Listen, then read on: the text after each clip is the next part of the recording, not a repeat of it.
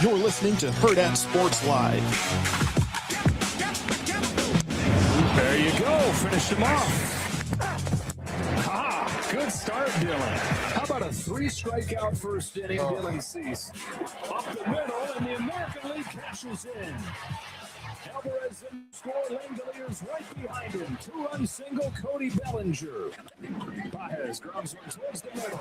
Can't step by Clement. Heaves a throw and gets him. Wow.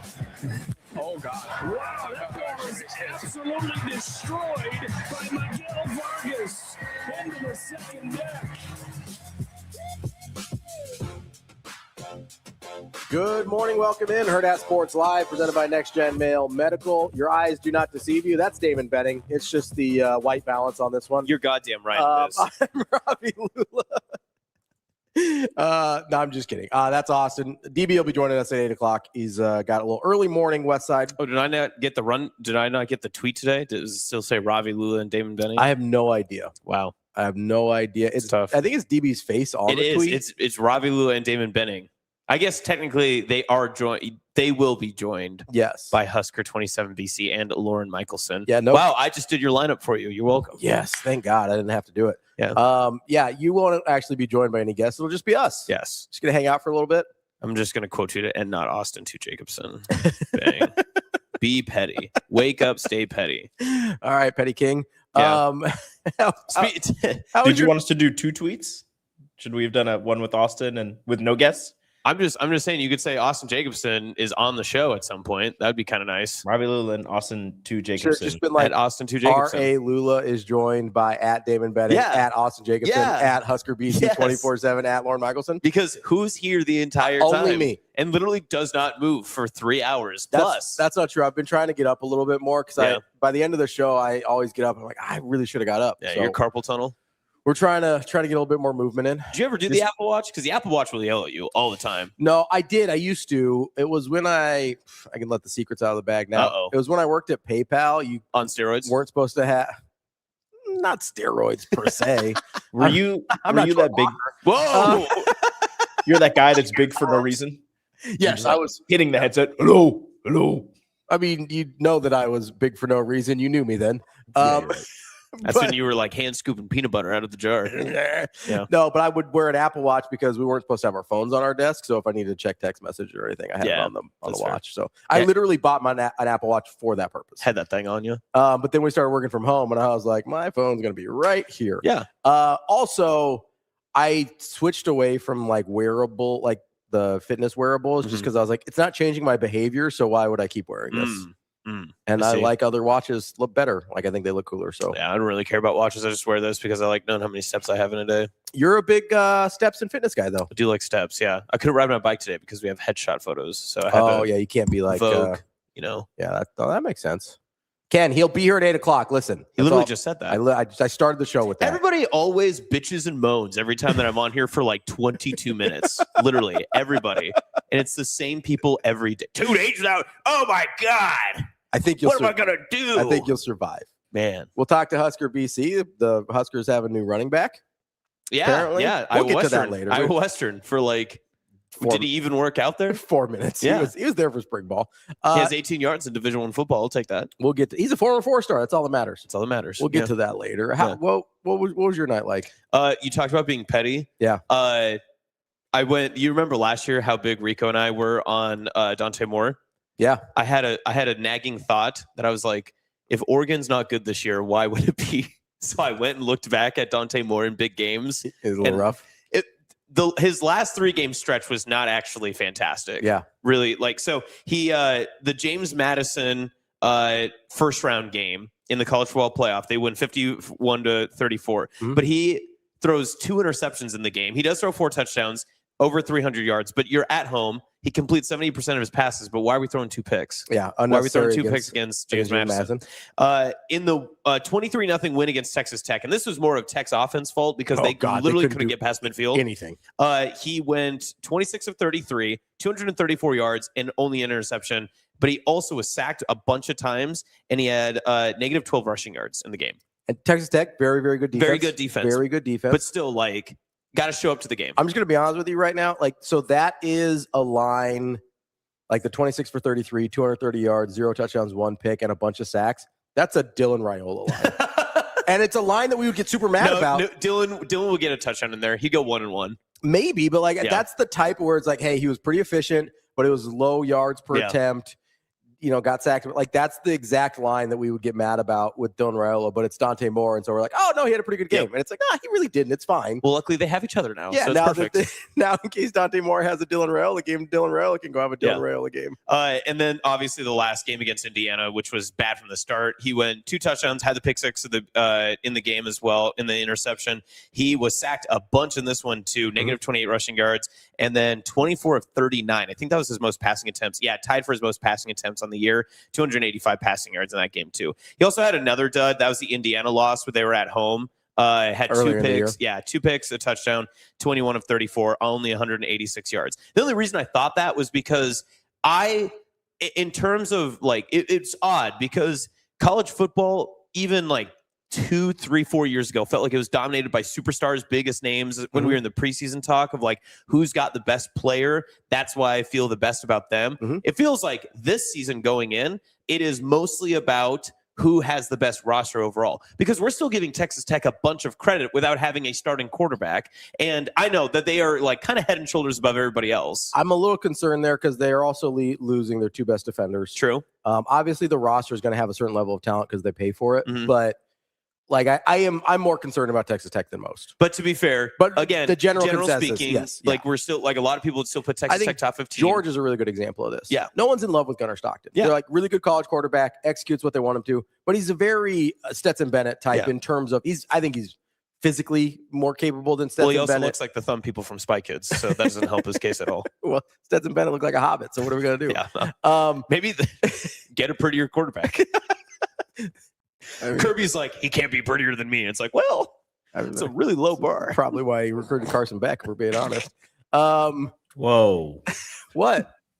Carson Beck won a lot, though. He did. Hey, that's a future Arizona Cardinals starting quarterback. No natties for Carson Beck, though. Yeah. 0. At least as a starter. No, George is a good example of this, though, what you're talking about. We love the roster. Nobody's talking about Gunnar Stockton as a first-round talent, or like I haven't seen at least as a first-round quarterback. He's certainly not in the Arch Manning, Dante Moore discussion of or Brendan Sorsby even of quarterbacks before the Sorsby of it all happened. So like I do think there's that. Arch Manning is probably the outlier there, but Texas has a really good roster.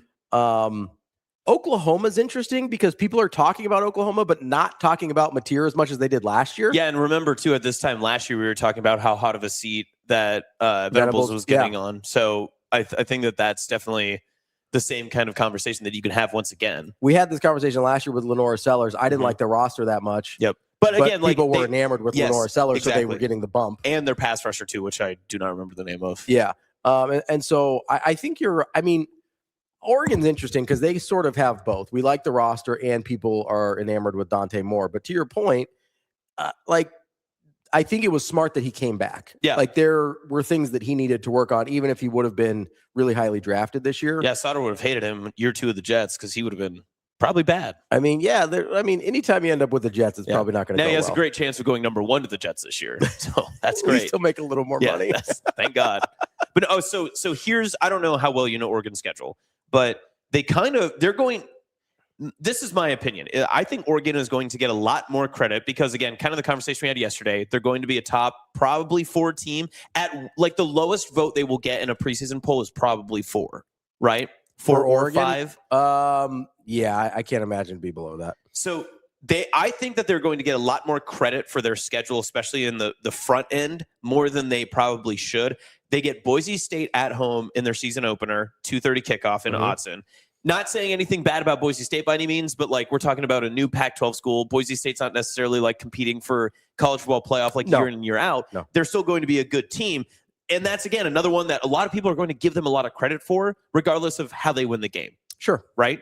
They're going to play. Everyone's really high on Oklahoma State coming into the Big 12. They like everything else. They go to Stillwater to play that game. That's an 11 a.m. kickoff on September 12th. Again, another one that if Oklahoma State ends up going 7-5 or 8-4 and they surprise the people in the Big 12, Oregon's going to get a bunch of credit for an Oklahoma State being win. an 8-4, 7-5. Yes, right. Yeah.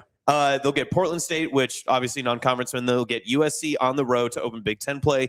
A bye week at home against UCLA. Then they get the Nebraska game at home. They travel to Illinois, host Northwestern, travel to Ohio State, which is probably their biggest game of the year.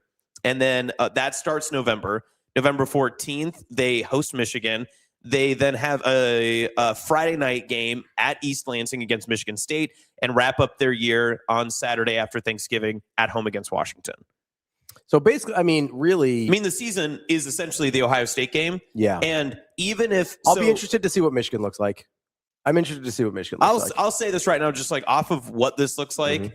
I'm with you too, because the Michigan game is interesting, especially back to back. Yeah, coming right off Ohio State. And, whatever that lapse could look like there too. And it depends on where Michigan's going to be. Again, like the preseason ranking. At that point in the season, I have no idea what Michigan's going to be. Exactly, right. Because at this point in the season, I have no idea what Michigan's going to be, to be fair. And so Michigan maybe they could be a top 10 team. They could also be a fringe top 25 team. They could be completely out of it. I don't know. But if you look at it right now, in my opinion, if you go 10-2 with where this schedule ends up, I think a lot of people would be like, oh, I don't know. Like, it kind of seems like dropping 2 games for Oregon, I think, would be disastrous. Like, let's say you go to Stillwater. In their mind. Let's say you go to Stillwater. Oklahoma State gets really up for a game under a new regime, new roster, all that stuff, and they beat Oregon. Even less dramatic than that. Like, USC is going to have a super talented roster. True. You start off Big Ten play with USC. Let's say they lose 2 out of 3 of USC, Michigan, and Ohio State, which is not out of the question. No, it would.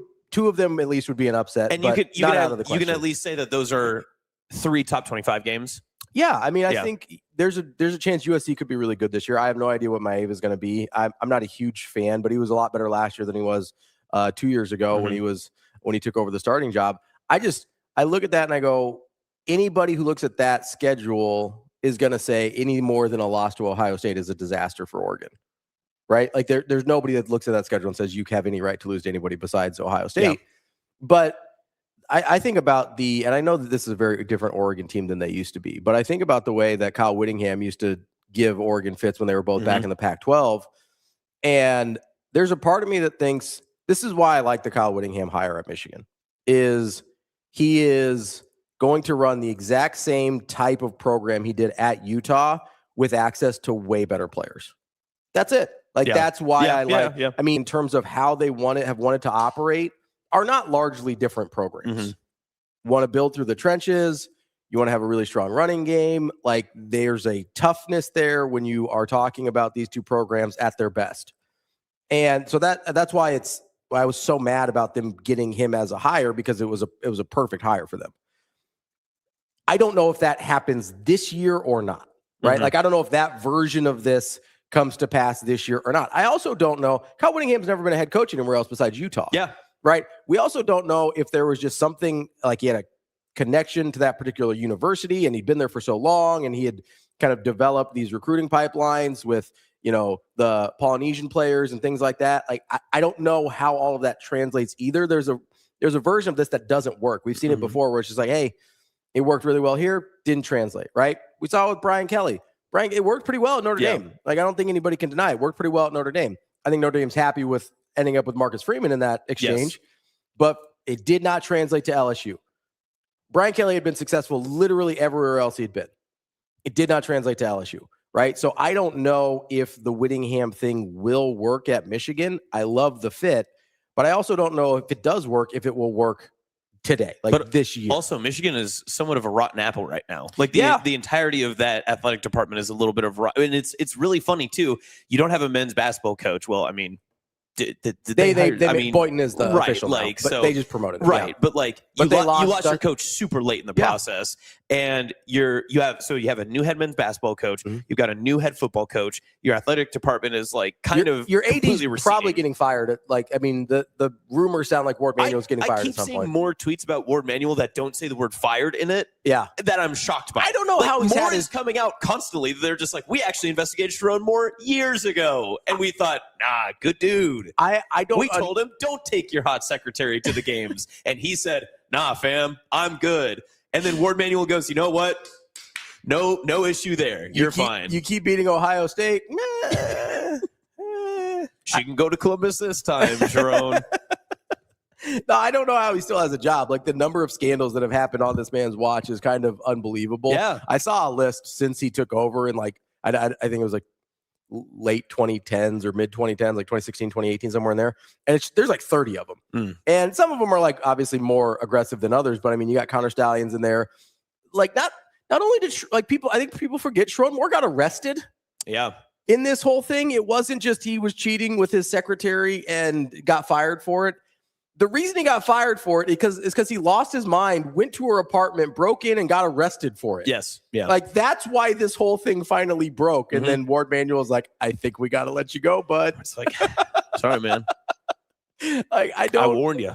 I don't understand how it has gotten to this point that Ward Manuel still has a job. I was thinking back on it, and not that I'm always checking on like what other athletic departments and what other athletic directors are doing outside of Nebraska's, because obviously we're a little pigeonholed in here. But Ward Manuel has done a terrific job of literally saying nothing for the longest amount of time. Yeah, he doesn't do press conferences. He rarely does interviews. He doesn't really put out any personal press statements or anything of that nature. He has nothing to say, which I'm not saying is a good or bad thing, but it's just so interesting now that like I can't go back and double back on anything that like he has said before on any of his coaches or on anything else. Like when he addresses stuff, he says this like blank and open statement of nothingness that just means absolutely zilch. It doesn't do anything for anyone. And so, I mean, credit to him. Everyone's trying to like quote grab and stuff, and you can't find anything. There's nothing there. There's not a thing out there about Ward Manuel. The whole thing is fascinating to me, and it'll. So, do you think that going to the Michigan football side of it, then? So for Whittingham, I mean, that's one reason why you bring in someone like that, because he cleans up the image. I always believe in, especially in college football, you make the hire from your firing of almost the opposite of what you had before, right? And I always, you can use it in like the loose translation of like, if you had a really big fat coach, you take like the skinny guy who runs marathons, right? What? It's not where I thought you were going. No, that's how it goes. I don't know what the stats on that are, but I feel like it's pretty good. I think personality-wise is more common, right? Well, you go from Bo Pelini to Mike Riley, exactly, right? Like there's a. You thought I was doing Bo and Mike first. I did. You go from. I like Austin's version better. You go from. I mean, it makes sense. The most common is you flip from offense to defense. Yes. Like you go from Bill Callahan to Bo Pelini to Mike Riley. Like you just keep flipping back and forth between offense and defense. And it makes sense. Usually the side of the ball, unless you're Scott Frost, like usually the side of the ball that you're an expert on succeeds and the other side struggles. And so it's like, well, we got to fix the other side of the ball, right? But again, that's why you fired a coach who was completely like lost in the organization, did not have a great reputation, like left kind of in bad footing. And you could say this about Frost, you could say this about Moore in different circumstance, obviously. But then the person you hire is the exact opposite of that. Whittingham does not have very often any scandals, except for maybe some like personal stuff that, or not his personal, but maybe on his team. You know, I don't know necessarily how many Utah players like got arrested. I don't want to make a blanket statement. I don't remember a lot. I know he is a very like quiet outside of football person. I don't remember Utah specifically, I don't remember a lot of scandals, but I could be forgetting. And also on that same note too, like I went to the Outland Awards when they had it in downtown Omaha. Yeah. And Whittingham was there because Spencer Fano was the winner. Whittingham avoided every single media person. Like he was a ninja when it came to that. Like he was ducking in and out. He didn't want to talk about anything. He wanted to do any of that. He's just there to celebrate his guy. Now, on the opposite side, you look at the Nebraska hiring of Matt Rule and then obviously the Michigan hiring of Whittingham after that, comparative to who they were before. Couldn't ask for anything different. Yeah. So I think, like, regardless of what happens with the Ward Manuel situation and what happens around him, I think the reason you hire someone like Whittingham is because they rise above that, right? Yeah. It's the same thing like Rule. You hire someone who rises above everything else that was going on just to get yourself through and pull yourself out of the muck of it all. TK says Kansas did go for Mangini to Turner Gill. I told you, man. Told you. Scott Frost mentioned take a shot. That's twice. All right, here you go. Inadvertent. Real quick. Who's our Big 12 monster team of the day? This is... We've been talking a lot of Big 10 already. How dare we? This is BYU. This is our BYU Monster Can of the Day presented by the Big 12. They're really going to hate that. So it's just water. Nope. It's listen, I know they have with the Mormons a thing with the caffeine, but they're Breaking Bad today. They're going with the heavily caffeinated monsters. Do they soak that nice or something or what? That's where the money comes from. And so they are just gonna move right past that. Yeah. You don't have to shake it or anything for you. No, sometimes you never mind. Rico wants to say it. What's up? Kinda. What's up? I really wanted to see where that was going. Oh, are you not familiar? Oh no, I am. Oh, I wanted you to keep going. Wait, why are you familiar? I'm not familiar like that. Oh, whoa, hey, don't get nervous now, Rico. Whoa, get nervous now. Calm down. He was a big Jimmer Fredette fan. Everybody was a big Jimmer Fredette fan. Big Jimmer Who guy. didn't love Jimmer? I did love Jimmer Fredette. Every once in a while, he'll be also that BYU like men's basketball just like timeline is so fun. It Just is. kind of go back on. It almost is somewhat comparable to like the Creighton, like Doug McDermott. Sure, like yeah, it yeah. is because you sort of just have this like this star that transcends Yeah. everything your basketball pro. And BYU's had some success in basketball. Like I think that Danny Ainge went there. Right. Like they've had success in basketball. but for like my generation, it felt like basketball for that program, as you know, it started there. yes, 100%. Like when you see them come up on like a Monday or Tuesday night in the middle of, November or December, and you see the big graphics and you see their logo, that's the person you think of. yeah, and it's In fact, I still think that. Like, I mean, I will go to Creighton games now, and it's hard not to. yeah. think of Well, Doug for a McDermott. long time, you also had his dad on the sideline, so that was there's true. still a very direct connection to the program. But I'm still mad. I think the guy's name was Brandon Davies. He was the second best player on the team, Jimmer's senior year when they were really, really good. Mhm. And he got suspended for having sex. Like he got kicked off the team for having sex and Not having a Big 12 Monster energy drink. yeah. And so he, That's why DeBuenza got out of there. and I was like, bro, you guys can make like a Final Four, like suspend him later. What Yeah, are we seriously. talking about Like here? in terms of scandal, come on, guys. yeah, like he's a college student. Let's- Like, Look, man, they have BYU has their rules. You got to follow them. yeah, I get it. I'm just saying, like, Don't hold your girlfriend's hand. maybe not on campus. wait for those rules to apply until April. Yeah. Like that's all. Just let it- Provo is an incredible place, just though. let it play out. I've driven through there a couple times. It is like absolutely breathtaking.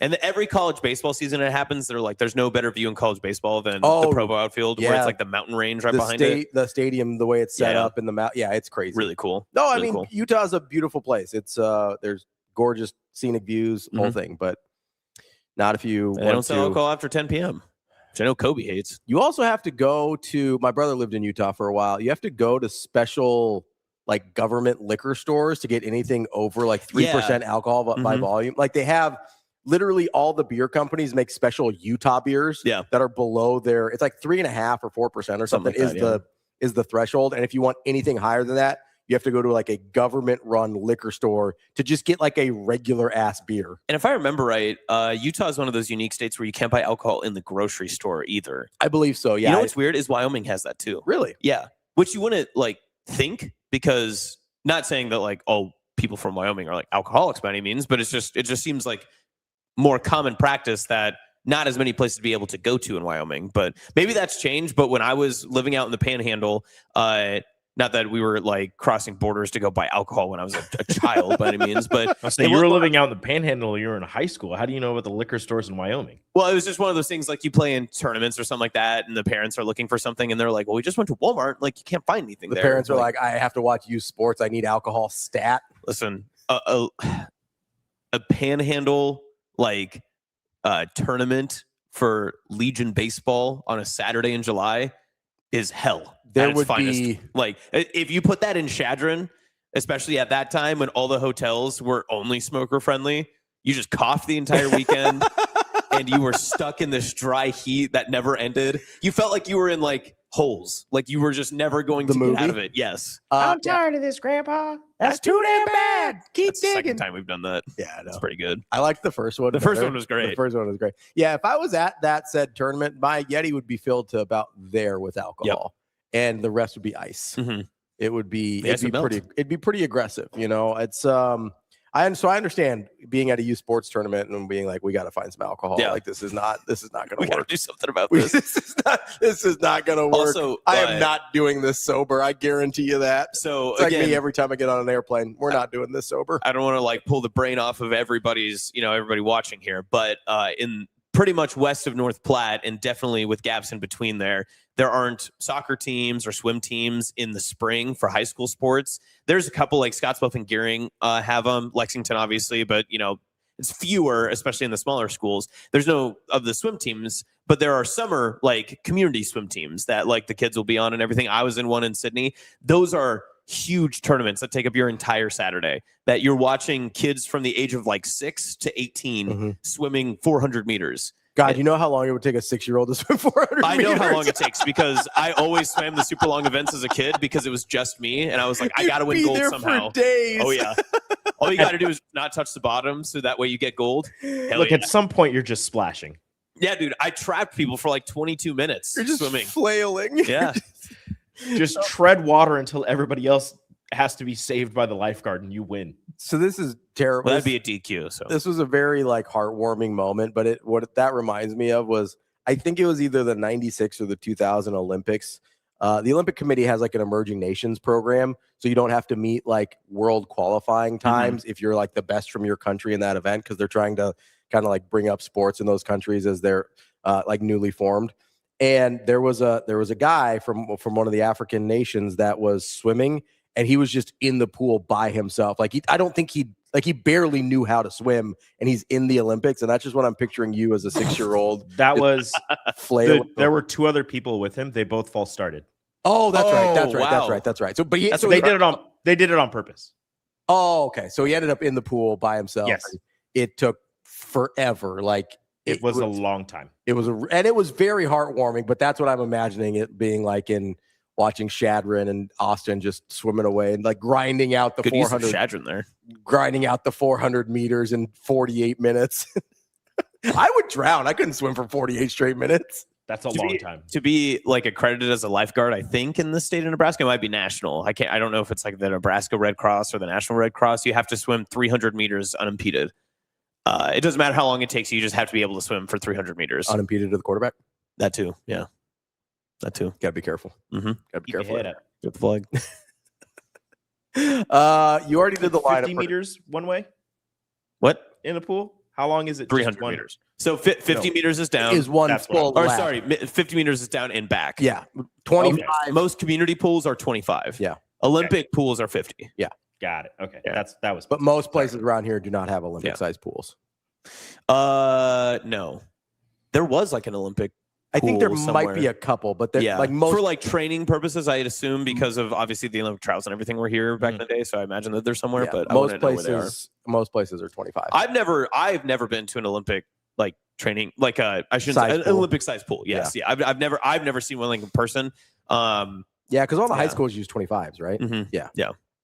That's a lot of flips and pushing off a wall. For the 25s. Yeah. Yeah. Yeah, it is. It is too crazy to watch the 50s in the Olympics, though, because you just always expect. Yeah. Like, you know, they you also watch. Don't come up for air. Yes. Like in 50. Like they straight up like, and not like 50% of that entire is off the block and underwater. It's just the push. Yes. And then you're underwater for as long as possible. And then you pop up and you're just like a sprint to the finish. But it's so sort of disorienting because you're just expecting them to flip and come back. And you're like, no, that was like 4 seconds. The race is over. You're like, what's happening? Yeah. Oh. It's like Brandon Davies when we got kicked off the basketball team. It's like, what happened? I'm in college. Wow. You can't do callbacks 15 minutes after you say it. Sure, I can. You got to build it up a little bit. That was it's the your problem. show. Who am I to say? That was the problem with Brandon Davies. Built up too much. Couldn't. Oh my God. You can't. Not twice. Oh my God. Funky says Woods Parks has an Olympic-sized pool. Is that in Lincoln? Woods Yes. Park. Oh, yeah, our Lincoln guy. Oh, I'm going to be at the Woods Tennis Center on Friday. Sorry. Go ahead. Speaking of Lincoln, I did some looking up for our 6 and 8 man tour. Oh. So here's where I'm curious about it. There is a 6-man football program inside of city limits of Lincoln. Okay. It's actually just right off the interstate. Parkview Christian plays 6-man football. Oh, I know Parkview Christian. Okay. Do you feel like you would get the full experience going to a 6-man football game at Parkview Christian? So here's the reason why. Because if we wanted to do 2 games in one day, that might be our best bet because they will likely play a 4:00 game. We can get it there, and then we have like a really good access system to get to our next game. Being right on the interstate. Yes. And so here's my thought, is that if we go to the 6-man game, I think vibes will be similar in the small town we go to at the 8-man game as well. Like we can choose a small town to go to for the 8-man game. Okay.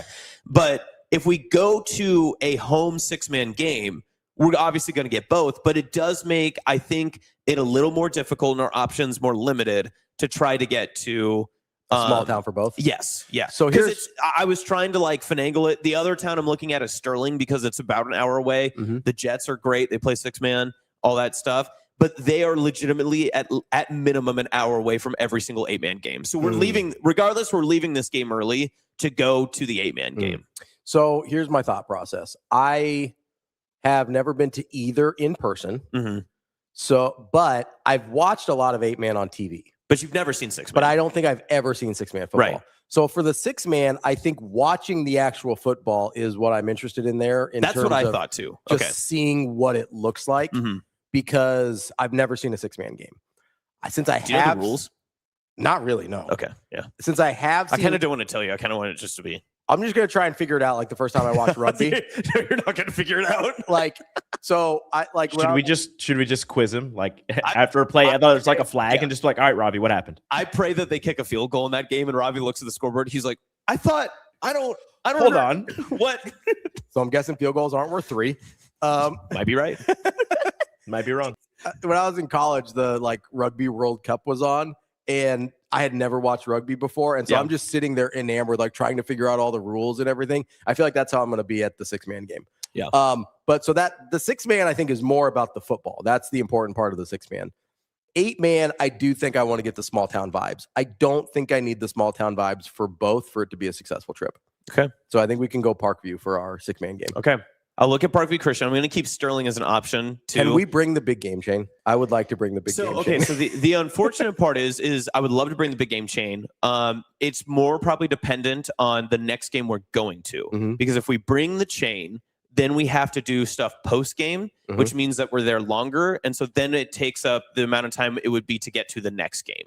So that's the other part too, is obviously we can discuss all of this sort of stuff, but do we want to see the opening kickoff and everything for the 8-man game that we would follow up with? And I think stuff too. I mean, this might be score dependent on how the 6-man game goes, but most 6-man games turn into blowouts very quickly. I think I'd rather see the whole shebang of the atmosphere of the 8-man game. Okay. I'll figure the football part out, whether I actually figure out the rules or not, but I'll get a sense for the football part within a half of 6-man football. And then I'll have you explain to me what I just watched. Yeah. Much like my wife when she falls asleep during movies. She's like, what just happened? It's like, who are these people? It's Interstellar. There's a lot going on, man. What they say? It's like, it's Tenet. I don't know what happened. Matt doing? What's Matt doing? Yeah. Honestly, I don't know either. I have no idea. I've been awake the whole time, and I know as much as you do. Time is going backwards, and I don't know. Yeah.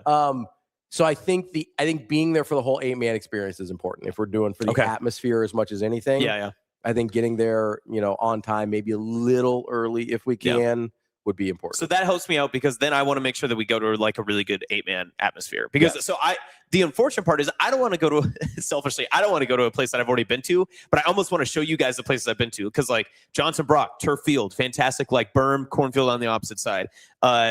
Shelby Rising City, they'll shoot fireworks off after every single win. They also have a turf field. They have a really nice stands and everything. Pressure or anything, but my entire impression of 8-man football and small town ball is hinged on what game you pick. Oh God. So if I have a bad time, I just may never go back. That's true. That's so tough. You could ruin Western Nebraska for Ravi. You may not want to roll. Actually, the worst part about it all is that he says that, but then I know that I'm restricted because I can't say we're going to Fairfield, which is next to. I know you don't know where Fairfield is. Do you want to take a guess where it's Inn close and Suites?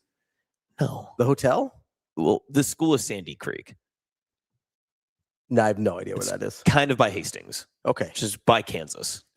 I know where Hastings is. Okay. Okay. So I played at Hastings. I would say we should, if you want the pinnacle of this, we should go there. But that's a 2.5 hour road trip that I don't want to put us on, But we could watch an excellent game at a great venue and I could give you this great experience. But then Ravi will just be like, but the drive is too far. That's why I don't like 8-man football. No, I won't complain about the drive. I promise not to complain about the drive. I would like you to try and keep it reasonable. I will. Yes. That's the entire crux of it. What's reasonable again? I said under 2 hours. I think I'm going to try to keep it within an hour. So That's why for the 6-man game, I'm trying to keep it within an hour drive for us on the initial. And then for the drive to somewhere else to the 8-man game, try to keep that just so that way we can get there on time, at least an hour. So that way we're not leaving the 6-man game like ridiculously early. And then from there, from home, hoping to keep it under at least like 2 hours to get back. So I don't want all of us to be getting back because we got to drop you off too. Yeah, like 1 a.m. or whatever. Yeah, and that's the other hard part is like we can't go too far north because then I got to backtrack to make sure that you get home. I'll find my way home. Yeah, you can sleep at your house for the night. Why my house? No, I volunteered you. That's fine. You don't have cats. I got a guest room. Are you allergic to cats? Yes. Oh, there you go. See, dang. Potato would be his undoing. Killed by a potato. You and the Irish. Oh, that would be the worst way for me to go. Just kidding. You can stay at my house. Bang. Bang. Son of. We've got Benadryl. You'd be fine. Here. This is so I have very many layers. I'm trying to make this work as best I can. But the other layer is I do always look at the Millard North schedule too, because I'm like, I got to make sure that they're not playing someone that Ravi's going to be like, oh, I'm just really missing out on a good game. Well, I mean, I'm also picking at the West Side schedule too, so we're trying to like. I would say it can't be week 1 for sure. It's not week 1 because I was looking at week 2. Week 2, you have a Thursday night game. I will be at Millard North, Millard South, without a doubt. That is unquestioned. Will you go to Standing Bear with me Thursday night, week 2? I'll drive. Where's Standing Bear's Lincoln? Yeah, it's Union Bank and Trust Stadium. It's the furthest west part of Lincoln. It's that stadium. Again, it's a beautiful stadium. I care a lot less. Is it? I've never been. Yeah, it's fantastic. I haven't either. If you're driving, I care much less about. Okay, that's fine. Yeah, I'll drive. Distance. Yeah, I watched Omaha Northwest play there. Let's see. So the games I would want to. I'm surprised Standing Bear's playing there, but I imagine Seacrest is probably. We're going to compare and contrast West Side and Millard North schedule real quick, just to make sure that we don't have any overlap. So week 1, I'll definitely be at Millard North. Or at great point, Dave. He says, why don't you wait until Kearney has the 6- and 8-man state championship games in one weekend? Yeah, they'll have. So they have because I'm not going to get the vibes of the 8-man game. Now, if I love it, maybe I'll go with you. Yeah, and then you can see the 6-man game. Yeah, yes. I'll drive there too. We can all stay at my parents. It'll be great. That's what Jansen and I did last time. We went and covered the 6-man game, and it's the Friday night before the state championship weekend. So can we bring Ava? Yeah, Ava always comes to grandma's house. Come on now. And we could all go. I took Jansen out in downtown Kearney. We go to Thunderhead after. Hell yeah. Yeah. Okay, so maybe we could get the Kearney Chamber of Commerce to sponsor our trip. I don't think that's Millard West. I don't think that's West Side schedule. Let's try again. Internet. Thanks, AI. You know some people. How would you use AI? No, it just popped up first. Here, I can pull it up right now. At Creighton Prep is week 1. That's a Thursday night. Oh, perfect. That means I can see both of them. Yes. At Bellevue West could be interesting. Are you looking at West Side first? Yeah. Well, I have Millard North up too, but I don't know if I trust. Okay, so let me here. Week 1 is 100% at Millard North. Okay, so tell me this Millard North. I'll start at week 2. So, okay, so this is tell me your interest level for these games, Millard North wise. Thursday at Lincoln Standing Bear. Okay. Thursday home against Creighton Prep. High. Friday at home against Sioux Falls, Washington, South Dakota. Medium. Okay. Thursday at Lincoln Southwest. Medium high. You have a lot of Thursday games. Thursday at Elkhorn South. That actually works out really well for me. Yeah. That's crazy. Pretty high on the Elkhorn South. I'm gonna have to be driving you to all these games. It's gonna be crazy. I mean, I could drive to Millard North. We could remake the Green Book. Anyway. We'll call it the Playbook. Football. I won't make you go pick up the chicken bones. I don't think it's littering. We should throw them off in center. We should before every game. We should make a video. Let's make a TikTok before every game. We just recreate scenes from the Green Book. Post it to Maine every time. And we're going to get fried chicken before every game. And we're going to throw the bones out the window and just say, not littering, not littering. We should do it on the way back from Millard North games and be like, our bone of the day. I've got a bone to pick. This one goes to Torrey Pittman III. I got nothing. Elkhorn South is medium. Is pretty high. Thursday night at home against Fremont. Low. Friday night at home against Millard West. Pretty high. Friday night, last game of the regular season at Bennington. Ooh, that'll depend on how each team's season has gone by that point. Okay. But I would say pretty high at this point. That's actually going to be a really good game, I think. I think so too. But if for some reason, like and it's a district game. That might be your district title. I know. That's, like I said, depends on how the seasons have gone to that point. Yeah. That could be pretty high. Okay, so I don't have an inherent interest in Bennington outside of the interest of them moving to Class A as far as Millard North is concerned. But if that is for the district title, then I'll probably want to be there. Okay, so compare that to the West Side schedule that you have, if you have that. Yes, still I've up. got the West Side schedule up. You could just do some internal. So there's week 9 is week 9's out. Like I know week 9's out. Yeah, and that's also the start of the 8-man playoffs. So not a big deal. We wouldn't miss anything. That's at Millard South, so that's not going to miss that one. Week 1's a Thursday night against Creighton Prep. I'm definitely going to be there. Yep. I imagine you want to see the Lee Summit game. Yeah, I think I'm interested to because that's a pretty good program down there. Right. So I think that would be fun to watch. I probably don't want to drive to Bellevue West. I'm going to be honest with you. Because no one's going to drive you. Well, not just look at Rico. He's pissed. Listen, getting to Bellevue West sucks. I mean, it's not great, but especially like unless what are you talking about? You live off of Dodge. It's once you're in Bellevue, if you're not there like 90 minutes early, you're parking in a neighborhood somewhere. Okay, that's fair. Like it sucks. Takes forever to get in on the one way. Well, there's 2 entrances. That entrance. left turn is one of the worst left turns in Nebraska. It's terrible. That yes, I don't have a problem. Like I went there for the 7-on-7. Like I don't have a problem with any. It's specifically on football game nights. It's a nightmare. They just built the school in the corner, and they're like, "Hey, we'll figure it out." And they did not figure it out. They never figured it out. No. So pass on going to Bellevue West. Central is week 3. Central could be or 4. Yeah. Central could be interesting. That one could be fun. Yeah. And especially revenge for West Side they lost this year, to Central last year. And then, West Side Thursday night at Papillion Vista. Yeah. Lincoln North Star at home. No. Norfolk at home. No. At Papillion Vista South. That one I'm interested in. And then at Millard South. Yeah. Okay, so there's a couple of games in here. I would say mid-season, I think we've got some opportunities. The unfortunate part is, so the games that I was looking at, was like week 2, which would be the Friday night Lee Summit West Side game. So maybe we mark that one off because I was looking at Sterling there at Parkview Christian that day. So I was like, okay, well, we can move that back a little bit. Kind of feels like week 4 might be our move. Let me look back. So it's Omaha Central, and then I think Millard North was a Thursday. Yeah, night Millard North. Is that the 24th? No, that's the South Dakota game. Yes, that would be the 18th. Yeah, that's fine. I can miss the South Dakota. Okay. Well, I mean, if it's Thursday, I might go anyway, but it doesn't matter. Right. Sioux Falls is Friday, so yeah, it'd be a Friday game. Yeah, I don't need to see Sioux Falls. Okay, then what would maybe the 24th? The 18th is Central. I could miss Central. Oh, Papillion Vista. We could because you're both Thursday nights.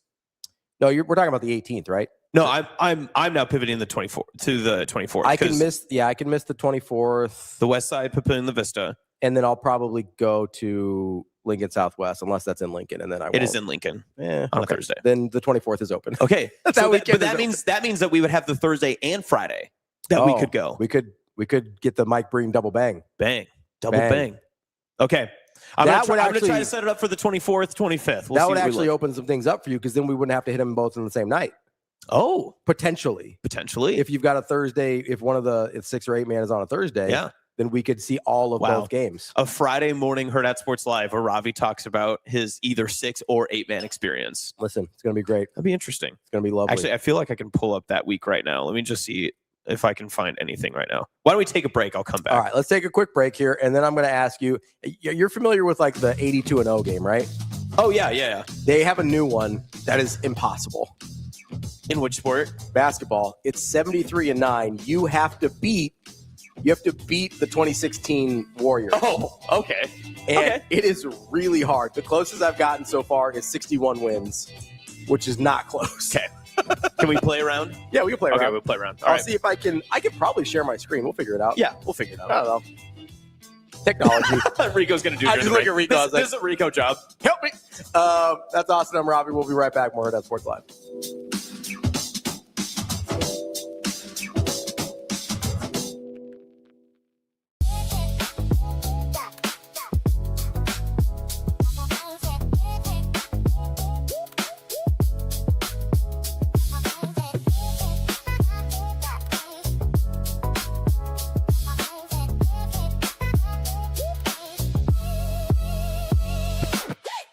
Losing weight is harder than you expected. It's not just about willpower. At Next Gen Male Medical Clinic, we build a supervised plan around your body, not someone else's. Schedule a visit at nextgenmmc.com. Let's get you moving forward.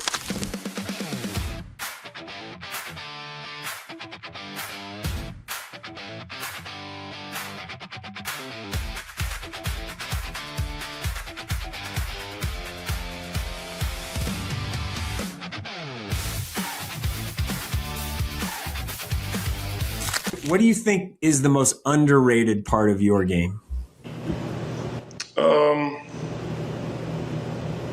I wouldn't say it's underrated. I think I'm appreciative for it, but just my passing ability and my ability to see cuts develop. I think as a post player, being able to pass the ball, especially in Coach Horberg's system, it's like so valuable. It's what made our whole system go. And I've also heard a lot of appreciation for my passing ability. And that's how I like to play. I like to share the ball. I like to play with teammates that also want to share the ball, and that just makes basketball more fun to me.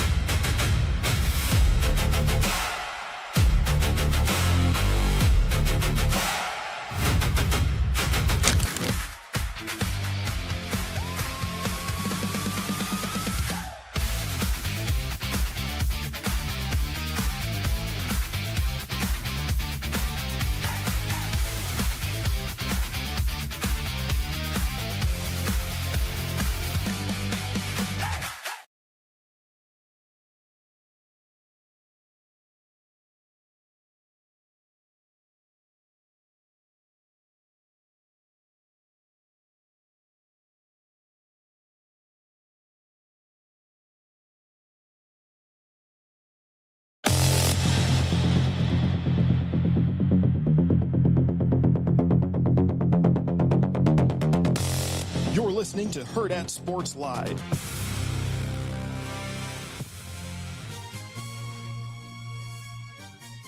Welcome back, Hurrdat Sports Live. We are presented by Next Gen Male Medical. Give Next Gen a call if you're ever needing all of your support, anything for those peptides, whether you're just feeling down, feeling bad, they can help you get that pep back in your step. Next Gen Male Medical, you can check out all of their great locations, and you can find links to all their great products and their services in the description of this show, where you can also find links to the Patreon. You can also find links to everything you need from Hurrdat Sports Live, including the links to Ravi and Damon's Twitter in case you don't already follow them, or you follow Hurrdat Sports for all of your great content that you need every single day. This is called buying time in the show business because Ravi needed to stick himself with steroids. Can we put this on screen? Can we watch you? Can we watch you like? It's fine. Limit yourself. Never mind. Did not mean to do that. That's tough. He's going through it right now, and it's very funny. Oh, jeez. He's going through right now, and then we're trying to like do this nice little like solo shot of him, and there's just a chicken like right in the middle of it while he's attempting to save his own life. It's fine. We'll figure it out. It's crazy. Can you just explain? So before we get into the fun of 73 and 9, all that stuff, like, can you give people like a real look at what just happened? Yeah. So because it was quick. I got an alarm that I was running low on insulin here, and I couldn't remember if I had any insulin that I brought from home, which I did. But my syringe here is not cooperating, so I don't know if I can actually get to the insulin, which is a whole different problem. So we'll try and figure that out. Do you need like someone to run to your home and get something? No, I'll be fine. I'll be fine till the end of the show, at least. I I don't like that time. I don't like I said when I was leaving, I don't like you just going, Yeah. and then as I'm walking out, go, it'll be fine. Because to be fair, the show has no endpoint. Guys, I've been doing this for a really long time. I'll be okay. All right. It'll be all right. Okay, sounds good. Sorry, Robbie, we care about you. Your friends are worried about you. Don't worry about us. I appreciate the concern. I've been doing this for 32 years next month. Sorry. All right, Kevin Hart. How old are you? Like 58. Damn. Sorry. No, it's okay. I think we'll be good. I've got a little extra insulin, and I'll find some way to get that insulin into my body. It'll be fine. Anyway, 73-9. This is a game. If you're not familiar, we'll put it up on the screen here. There's been this fad on the internet of trying to create teams that go 82-0 in the NBA or 32-0 in college. I think there's a football version as well. This version is the hardest one I've come across so far. You are trying to beat the 73-9 Warriors, so you have an actual team with real numbers that you're going against. It's not some mythical, this team should go 82-0 based on the simulations. You're going against an actual team that existed. And I think the interesting part about this is it is by far the hardest one I've done. You've got a $100 million payroll, so you are constrained. And you don't get an era, you get 1 year of teams, of a team. So each spin, we'll just start it here. We're going to start the wheel. Okay. So each spin gives you a team from a specific year. It's in 82-0, you get like a window. Yeah. Right? I feel I had to go full screen because I can't see this. So we'll spin here. I get the that's a good 96-97 Spurs. I'd take that. The problem is, this is... Whoa, you can't say that. What? Nothing different. I saw Vinny's name quickly. I know exactly what you're doing. Okay. The problem is... Sorry. David Robinson would take up 2/3 of my payroll, and that's not great. Wow. Yeah, this sucks that there's money involved. And then you have the rest of the team kind of sucks. This is the year they got the number 1 overall pick and how they got Tim Duncan. And so that's the big problem here. Okay, so we're trying to beat 73-9, we don't need 3 superstars. We at minimum need 2, right? So value is important here. So I'm going to go Dominique Wilkins. He scored 18 points a game, but he only cost me $1.7 million. Late stage Dominique Wilkins, I think, is the play here. And he played 31 minutes. So yeah, he was a real player. Now we've got 06. You got to go Chris Paul. Chris right? Paul on a discount. Yeah, there Chris Paul because it's rookie year, so you get a big discount. Yeah, this is an easy win. David West is also very good here, but you got to go Chris Paul.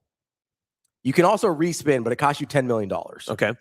Miami on 2. Oh no. See, look how much Alonzo Mourning costs. Yeah, see that's so this is what they do here is they take the salaries as a percentage of the salary cap, and now they extrapolate to what it would be in today's money based on the $100 million payroll. So I think the move here, Eddie Jones is pretty expensive. Am I wrong for thinking Jim Jackson? You're not wrong, but we gotta get some firepower here. I know. We do have a lot of money to spend. We do, but I don't want to spend it on Alonzo Mourning. No, I'm not spending. I'm thinking Eddie Jones. Eddie Jones is where I'm looking. Or do we respin for 10? You want to respin? I feel like respinning. So you tell me. Do you think respinning is like a better use of our money? I don't like this. I don't like my options here. I don't either. We're gonna respin. Okay, respin for $10 million. Give us something good. We did not get something good. We get early Trae Young, but we already have a point guard. Yeah, we can't. We can double up because it'll. John Collins. John Collins is a great pull here. $3.7 million, 20 and 10. Yeah, that leaves us plenty of money. John Collins is a great. We basically just spent 13.7 on John, which is fine. Yeah, I can do that. Michael Carter. Oh God, this is the worst. This is the. I'm gonna respin this. Thad Young's not terrible. No, we got to do better than Thad Young. I don't want to spend. We have $74 million. I'm going to respin. We can put like $35 million into 2 players. Yeah, I'm going to respin. Okay, so now we can put $32 million into 2 players. So 19. Oh, this is perfect. Cheap Devin Booker is perfect. Cheap Devin Booker over cheap. Do you think we're going to get another center that's as good as Ayton though? We might not, but I'll have a chance to respin again because we'll still be at $60 million. So we can respin and get a superstar. Couple times, honestly. We're going to respin and try to get a superstar here. Devin Booker. All right. We're not in a bad spot so far. I don't think we're going to look good. Perkins sucks. No, not God. Shit. Kendrick. I wish we could have gotten Paul Pierce here. Could we replace? So you can. It'll mess up your. I'm going to play John Collins at center. I'm going to play John Collins at center. Ray Allen or do you want Paul Pierce? I think I want Paul Pierce here. Okay. Yeah, I'm good with that. I think I get more assists. I get more rebounds. I get more points. I get better field goal percentage. One? It is, but it's too much. He's 70 million. I see. He's 70. Okay, he's 70 million. Yeah. I'm going Paul Pierce. Okay. Yeah, this is how we're going to do it. Okay. Now we're going to simulate the season. They're going to hammer us. 51-31. But this is the best possible squad we could have gotten with. Wow. So they do give you credit. Okay. For getting that. But you only have a 23% chance to beat the Warriors. This game is incredibly hard. Yes. Ugh, I would hate to play the football version of this. This is the first time I've ever said that, too. Could you imagine? You get $250 million. That is a ridiculous game. It's so hard. I've played the best I've gotten is 61 wins. TK, I introduced it to TK. He's gotten 76. 66. There is one guy on here. I'll show you the leaderboard real quick, and then we'll take a break. I think DB's here. He is. He was poking in. The all-time 72-10 is the all-time win right now. So nobody has beaten. I want to see that team. I would say, can you see his team? I don't think so. That is the best all-time win we've got so far. So that's 73-9. I would encourage you to go waste a lot of time doing that. It's a good time. I spent a lot of time doing it yesterday, but we're going to get to Brian Christopherson from Husker 24/7 coming up next. We will also have the one and only DB joining us again. He's in the room. Damon. Hey, DB. Damon, you want to watch 6-man football with us? Okay. We're going to recreate the Green Book, he said. Who's your bone to pick player of the game? That's Austin. Austin, thank you for filling in for the first hour. We'll be right back with more Hurrdat Sports Live right after this.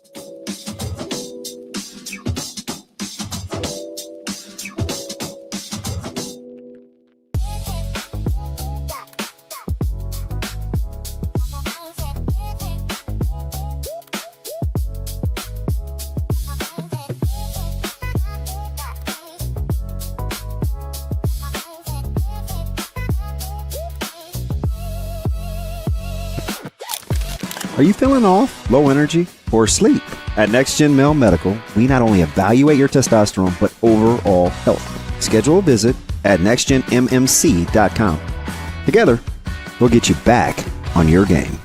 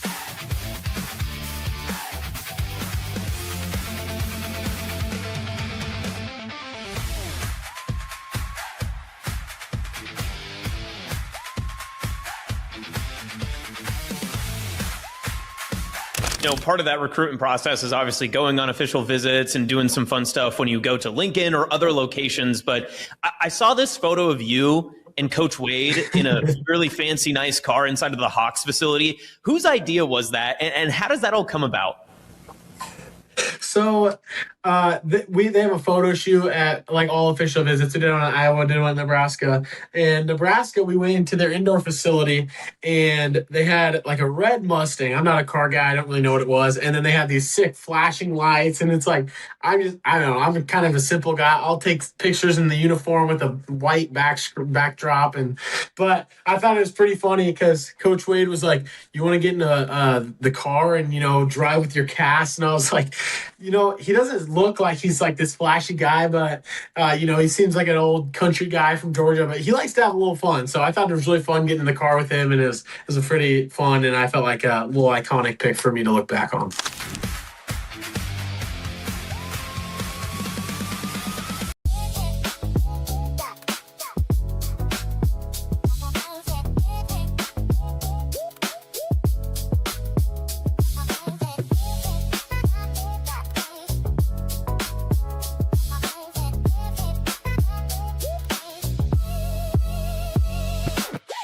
If losing weight is harder than you expected, it's not just about willpower. At Next Gen Male Medical Clinic, we build a supervised plan around your body, not someone else's.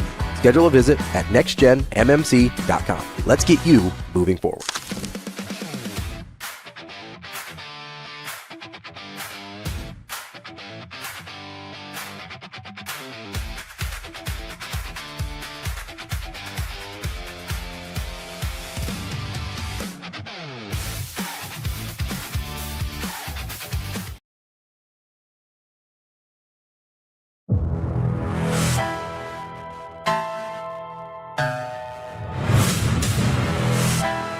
You're listening to Hurrdat Sports Live. Welcome back, Hurrdat Sports Live, presented by Next Gen Male Medical. That's DB. I'm Ravi Lulla here at Hurrdat Sports HQ. It's actually DB this time, and not pretend DB like we had earlier. How we doing? I'm doing good. How are you? I'm good, man. I like that West Side. Shirt. That's nice. Thank you. The all black looks good. I didn't think you wanted me to come in the ratty raggly red. That's my favorite. That's your coaching hoodie. Oh yeah, that one's. That one just screams, I'm a ball coach. That one's got some mileage. I rotate about 4, but that's probably the most famous one. That's my favorite one that you have. That's the I'm a ball coach hoodie. Even when you wash it, like the sleeves don't tighten up again. They just stay. Oh yeah, I could tell. Like I've had hoodies like that. I used to work out in hoodies like that. Yeah. I could just tell, like I know exactly what that hoodie feels like. Like I could, like super thin. Yep, it's soft. It gets the because I use beads and the detergent, and it's the only thing that I wash solo. Yeah, because by itself. Yeah, because I wear it so much, and it gets the most work. Sure, it needs the most work. Absolutely, I have to be fresh. I have to smell fresh. So it gets washed, but it's the only time I probably waste water. No, that's okay. I do. There's certain things that I wash special like that. You got to take good care of them. Yeah, not a big water waster. I had although Zoe takes that to another level. Sometimes she just doesn't like to flush. Like, hey, that's not what I'm talking about. I don't think she's preserving water. I think that she got to learn. You got to break that. Yeah. Let's bring in our guy, Brian CHRISTOPHERSON, Husker 24/7. BC, how we doing? I'm doing excellent. How are you guys? Good. BC, you're not a water waster, are you? Probably a little bit. Yeah. Are you one of those guys that like leaves the sink running while you do some things in the kitchen? Once in a while, I find myself doing that. I feel guilt about it. It's sort of like when you step on your dog's paw. There's like about a 5-second period of guilt, and then you move on. That's probably about it. I'm trying to figure out what it is with one of my dogs where I think she's making a concerted effort to take my legs out. Like she does this thing where she kind of like rams into my ankles sometimes. Like she wants to walk ahead, but she really doesn't. She's not going anywhere. She's going where I'm going. She just insists on trying to knock my legs out from under me. I don't know. Can I pick that dog? I think it's a sign of love. I think it's just a dog wanting to see if you still have that running back balance from your youth. If you can keep your footing, keep on the move toward your ribs or whatever you're putting together, and it was like Frank probably used to beat on you, during the drills to try to get you to like, this is what you're gonna take. You got to be ready for it. She's 10 pounds 9 ounces. Frank was benching like 315, so it's a little different. Still undersized, for a like fullback. 170 pounds, benching like 330. It was like, really? Robbie was talking about the gear you got on. Do you ever wear the gray on gray sweats to practice to show everybody like the 70s? Not like Rick Kaczynski or something. Like it's business time now, boys. He gave 2 cares. So the only monochromatic thing I do, BC, I will go black on black. I will go all black sometimes. Yesterday it was like 104, so I was trying to let the kids know it was all about toughness. And after they brought me back to life, I told them, don't do that. No, I'm just kidding. Did you not see the DNR? It's tattooed. They haven't seen it.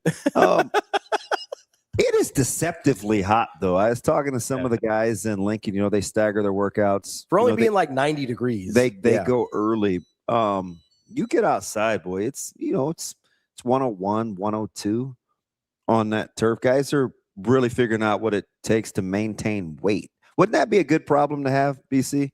You've got to keep your weight up.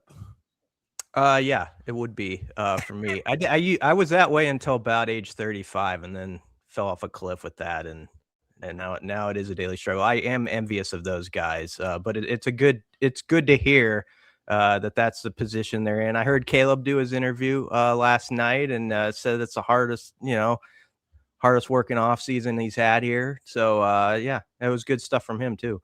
Yeah, it's interesting too because he's not going to blow smoke, right? And he likes to go to work, and I think this is definitely the most dialed I think they've had to be with, whether it's consequences, the responsibilities, the expectation level.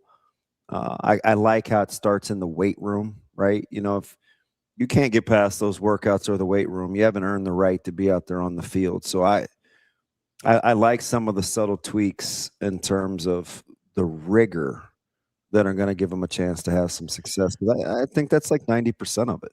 Yeah, I like the competition that's building too. As Caleb was talking, I'm thinking through, like, I know he's versatile and he can bounce around, but like just look at like the safeties or nickels or whatever. But even take the safeties. I mean, I can name off 4 or 5 guys that really interest me, Caleb being one of them. And so I know, like, we do things like most indispensable Huskers and, you know, these lists and guys get ranked and stuff. But I think the key to this team is going to be, like, how good is your first 53, you know, like that group, because I think they're all going to matter, whether they're the first guy up or the second guy. And I do think there's potential there, as I think through the roster. You know, it looks all right to me on paper. We'll see what they can do, obviously, as you get into the grind of the fall. But I was thinking about that a little bit more as Caleb was going through listening to him last night.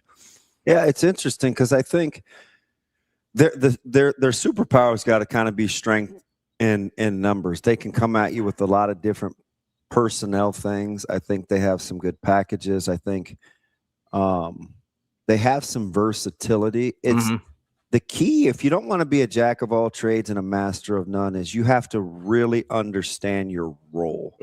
So I think, to your point about 53, spot on, right? You might have first and second down guys. You might have like your coverage guys. You may be able to just kind of individual, customize, personalize things.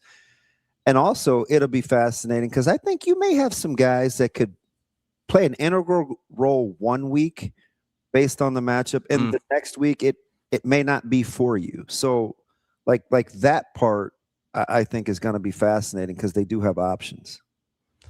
Yeah, no question. And then I imagine that competition's pretty hot on special teams too, guys who want to be a part of that with what Brett and Nick are trying to do as they move forward post Eckler. And I know their ambitions are not to just hold serve, so to speak, but to take that to another level. So yeah, I went on vacation last week for the last time, and I popped back in on Saturday, and I'm like, let's go. Like I had that vibe to get to you know, media days and camp. I think is August 5th, the first day, and I can feel it now. It's like you want to get into this roster more and more, and it's starting to feel real.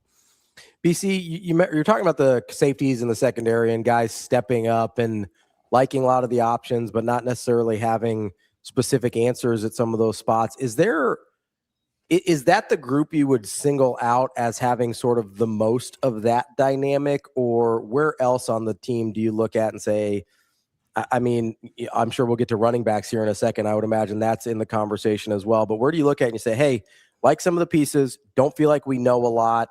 I have to see what happens here.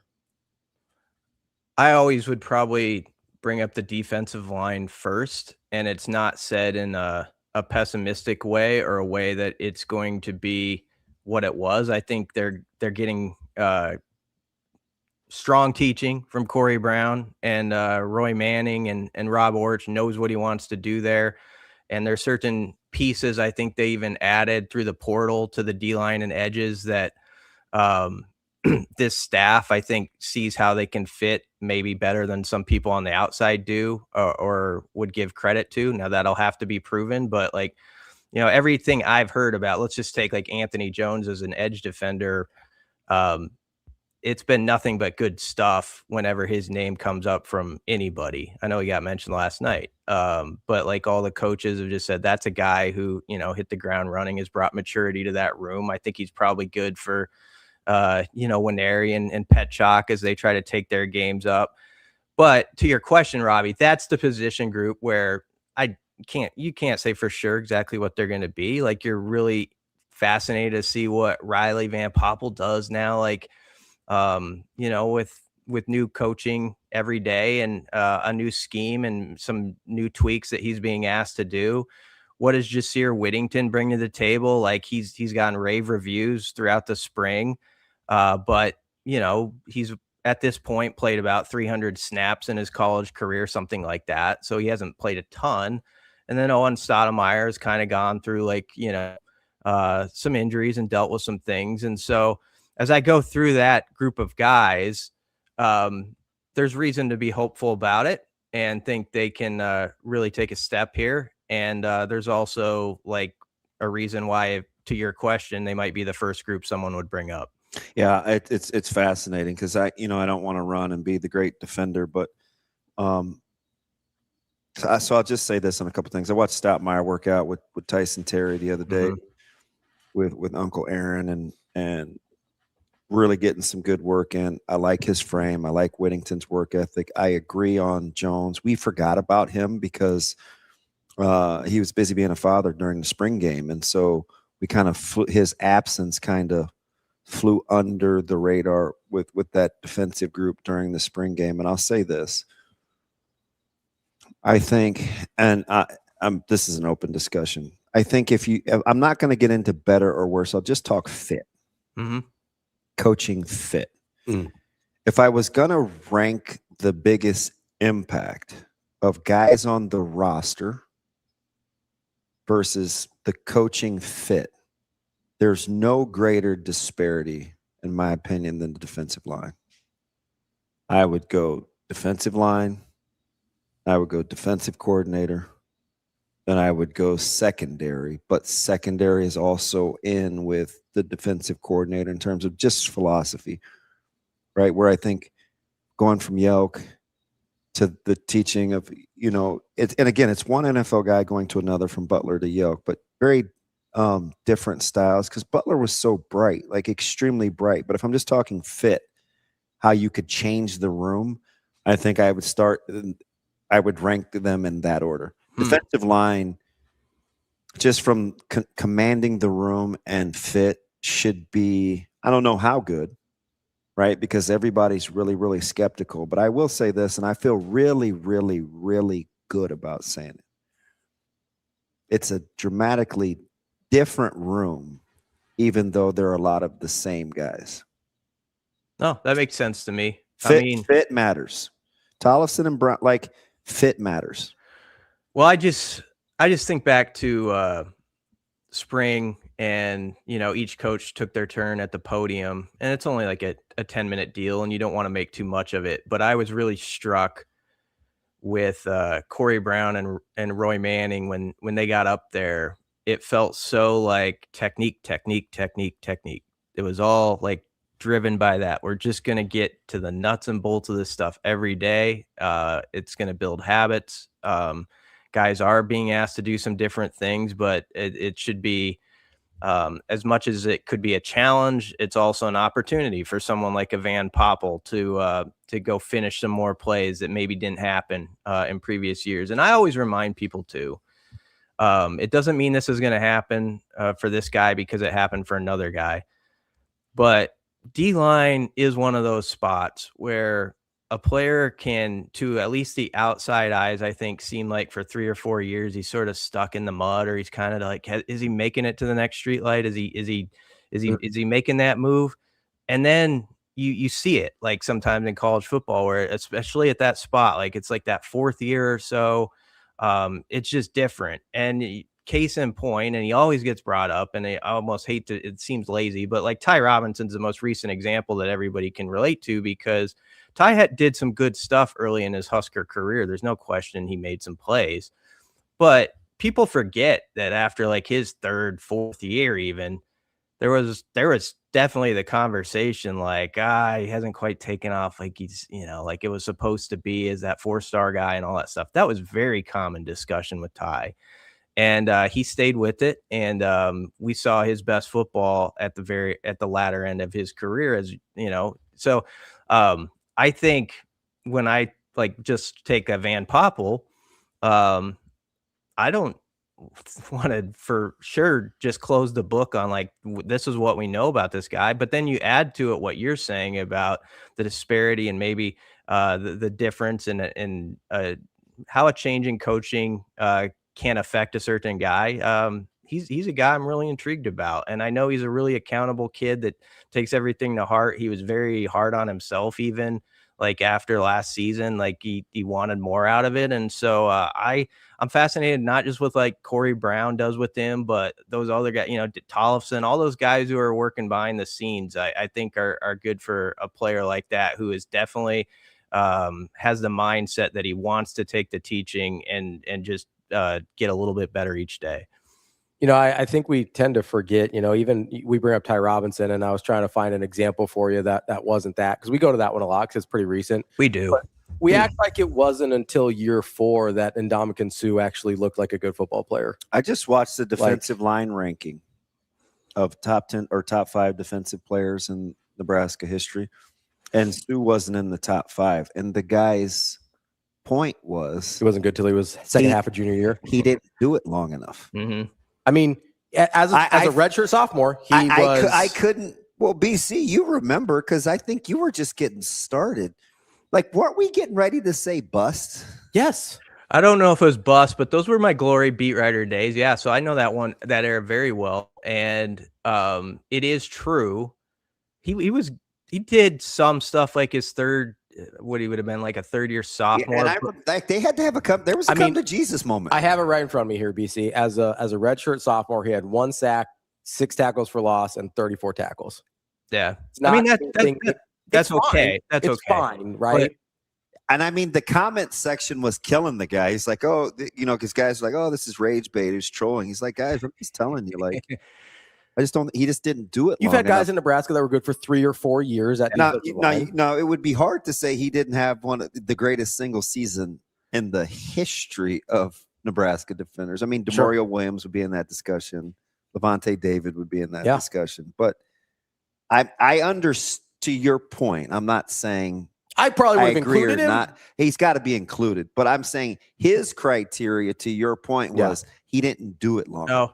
And he's fair in bringing that out. Suh's junior year was pretty good, but I would say I remember this very well. It was the Gator Bowl where he was pretty dominant in that Gator Bowl against Clemson, and that changed the conversation dramatically, like about Suh. Like he pretty quickly decided he was going to come back for that next year.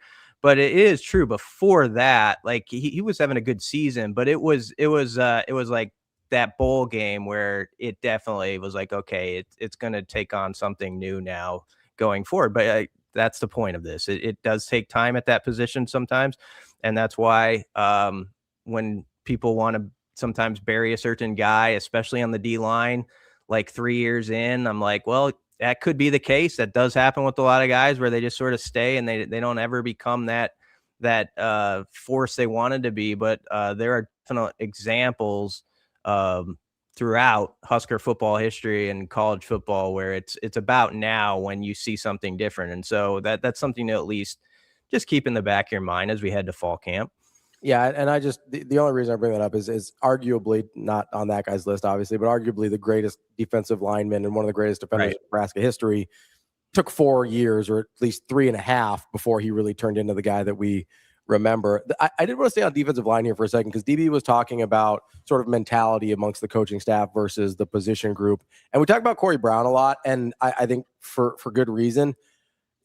BC, do you like it when you got a guy that's like a little crazy involved with your defensive line? Because I think that's like Tollefson's a little off, right? Like, like listen. So my mom used to go to church with him and his wife. So like I've met him, and he's a good buddy. And he seems, you can say that, he seems like a good, really, really good dude. I don't know him super well anymore, especially, but like I think Andrew Rogers and I interviewed him on the show at one point. Like, seems like a terrific dude. I don't have anything bad to say about him. He seems a little nuts, and I think I like that on my defensive line. He would say the same.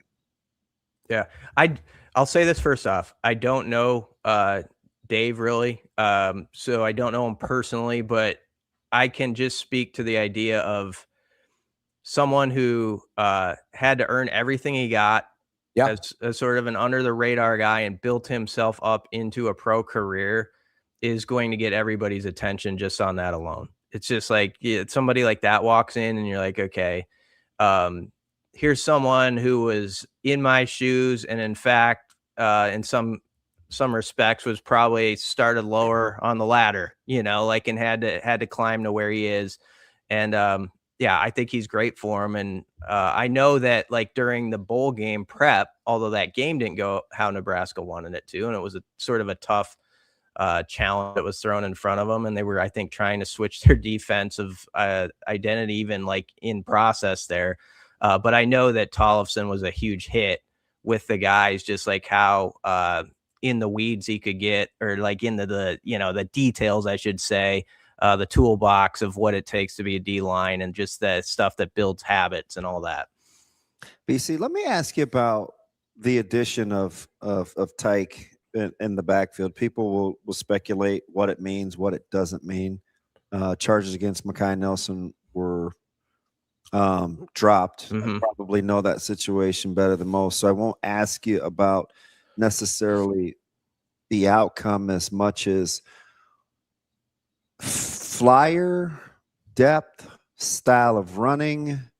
He's coming off the injuries. He had been productive. What do you think about adding another piece? You think this kind of stems the discussion in the background of needing to add another running back piece for Nebraska? Maybe a little bit. I mean, I think it's a great get at this point. In mid-July to add someone like that who still has 4 years of eligibility, who rushed for more than 7,000 yards in his high school career. And if you look at his situation at Penn State his freshman year, you could compare it to sort of what Mosey and Mekhi Nelson and those guys were, going through last year here in Lincoln, and the fact that Penn State, in their case, had two guys at the top, right, that were taking up all the carries, but it was all them. Like I went back and looked at our stories that our Penn State guys wrote about Hayes, and he was like right in the thick of that conversation for who's RB3 at Penn State as a true freshman. And if you think about that and the two guys that were in front of him, that's not a bad spot when you're like impressing in the spring and all that stuff, where the writers and the people around the program are thinking you could be, maybe a favorite or one of the favorites to be that guy next in line behind these two veterans. And so honestly, he kind of fits in. You never know how a guy's personality is going to mesh exactly with the room and how that works together. But as far as just like where he's at in his career, it kind of like blends perfectly with where the other guys are at. Yeah, that's the key, right? Coach Barthel is a certain style. Coach Holgerson is a certain style. Coach Rule is definitely a certain style. I think that room is pretty connected. So I think that's the key, talent aside. Yeah.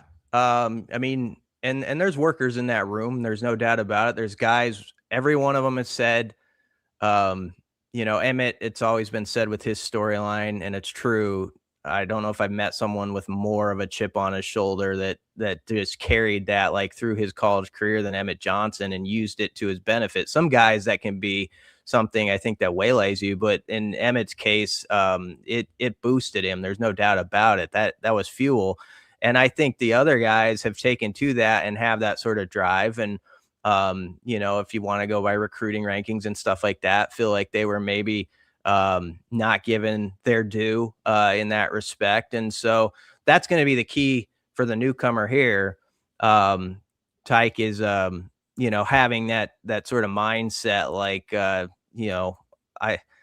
have a chip on my shoulder too. Like I want to go in here and make my name and make these guys earn it. Even if I'm not the first guy up for a bit, I gotta show right off the bat that I'm going to work as hard as anybody, because I know the other guys are in that room. That's one thing EJ Barthel has. He's got hard workers. Now they've got to produce in the games and show the durability and all that stuff, and we get that. But there's no doubt he's got the starting base you want as far as just mindset. BC, how much do you know about kind of the process of deciding to bring in? I mean, it's an odd time to bring in a running back, right? Like situation with Mekhi Nelson notwithstanding. Like, was it a situation where it's like, hey, we've got this guy that was a pretty prominent back coming out of high school. He's right in our backyard. We have an opportunity here. Or was it they were active? Do you know if they were just actively looking for a running back? How much do you know about that process? I don't know for sure which one it was on that. I mean, it makes sense to me. Let's just take away what Mekhi Nelson's situation. We'll see what happens there. And Damon was right to bring up where that stands. Like the charges were dropped, and we'll see what their decision is with him going forward. But even so, you've got a guy who, like I said, had a high school career of great accolades. And I think, like, he even got thrown into the bowl game against Clemson. Tikey Hayes did for Penn State. And did okay. Like, I mean, it wasn't a bad debut for him. It was limited, but he did all right. And I don't know, like I could see no matter what, you have this guy just down the road from you, and you kind of look at his situation, you do your due diligence. Everybody wanted that back to be added, not everybody, but guys know that discussion round and round in January. And so here you go. This was a pretty good ad on that front as far as a guy with potential. It's young, that's not proven, but I like everything about it to just boost that competition. And it was already a good one before that.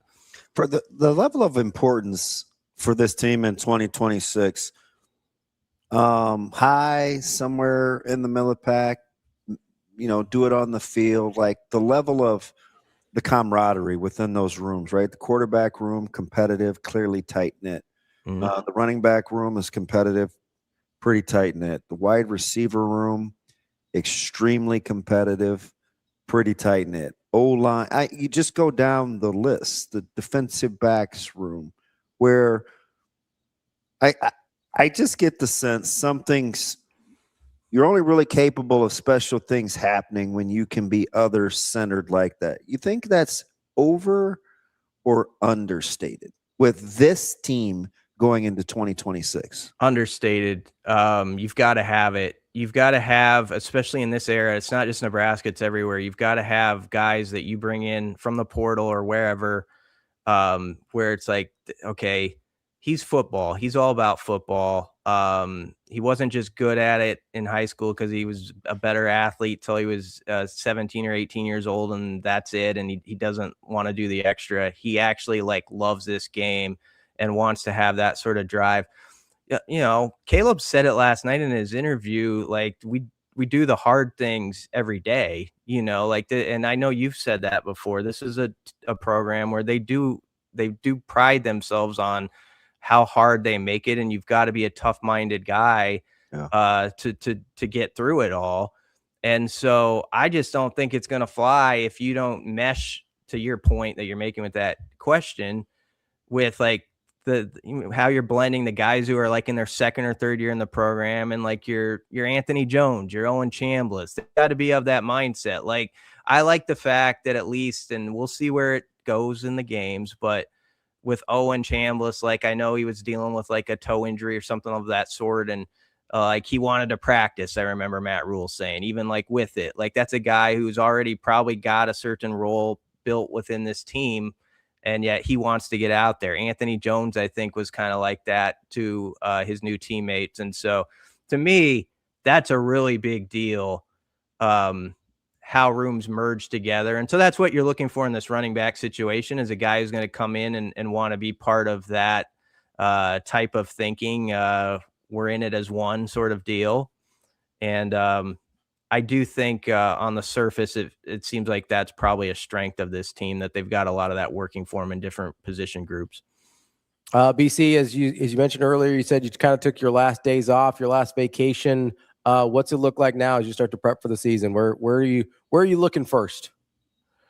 Well, I mean, we're finishing off our top 10 of the indispensable list, which is good exercise for me. It's not really just about the specific player we're writing about, but it's just thinking about the roster when you do those, like the depth and like what do you think is behind that guy.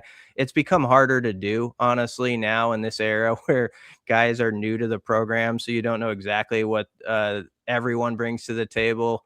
Like, we have a lot of respect for Jasir Whittington on our list, for example, but like I said earlier, he's played about 300 some snaps, and he's a pretty young guy as far as that goes. And so you do take some leaps of faith sometimes with that, but there's some of that going on. I'm really diving into like the opponent previews and getting to know, okay, what exactly do some of these rosters look like that Nebraska's playing?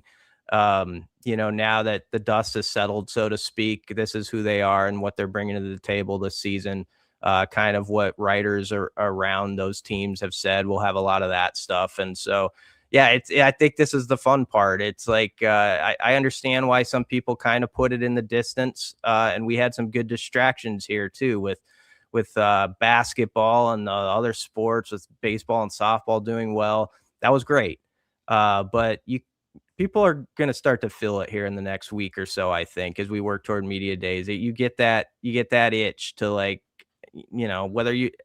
what amount of hope you want to place on the team, that's up to you. But I think it's worth having intrigue and an open mind about what this team, with a new quarterback, new O-line coach, new D coordinator, new D-line coaches, there's a lot of interesting stuff that we're about to hit. That's our guy, Brian Christopherson, Husker 24/7. BC, appreciate the time as always. We will talk to you next week. Thanks, guys. All right, B. Thanks, bud. That is Brian Christopherson, Husker 24/7. Coming up next, we got Lauren Michelson from KETV filling in for our guy AK this week. He must be taking his AK for Channel 7. Is that his official theme song, or? No, I just make that up. Oh, okay. I imagine AK is taking his last vacation, as BC just recently did. It's getting close, man. We're about that time. We'll be leaving in a couple weeks. Couple days, yeah. Couple weeks. Days. I get them all confused. What is today's the 15th, right? I don't even reckon. Yes, it's the 15th. I got you. I'm better. That's DB. I'm Ravi. Lulla. We'll be right back. More Hurrdat Sports Live.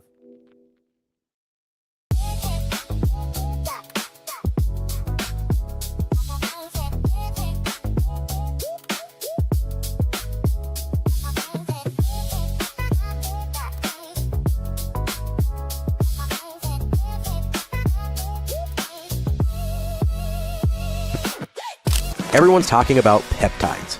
You are doing it right. At Next Gen Male Medical Clinic, peptide treatments are clinician guided, tailored to your goals, monitored for safety. Call today or visit nextgenmmc.com.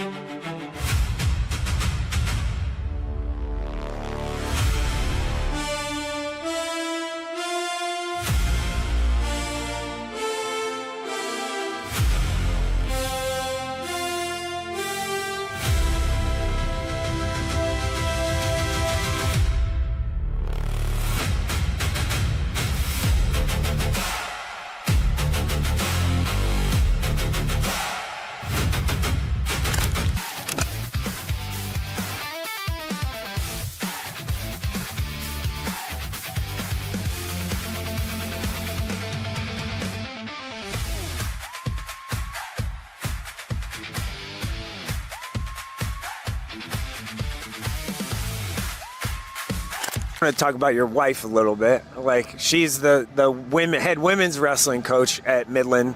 How kind of neat is that, right? Like you're both coaches at the NAIA level and head coaches at that. Yeah, I think it's pretty incredible. I mean, I'm not one to go and kind of like fact check, right. But I know the Flavins down at Life University, they're on the same staff and they run it together. But I don't know of any coaches separate, running the boys and the women, and they're together. So right. I think it's pretty incredible. Again, it sets an example of you can do this, and I don't know, like there's good days and bad days, but again, like it's something that you can do, and I don't know, it's nothing to be scared of. I guess. You guys ever like rib each other a little bit, like I know more than you, or I taught that, see that move, I taught that, like is there any little like jabs? Yeah, there's some competitive talks in there a little bit. That's a way to say it, competitive talks.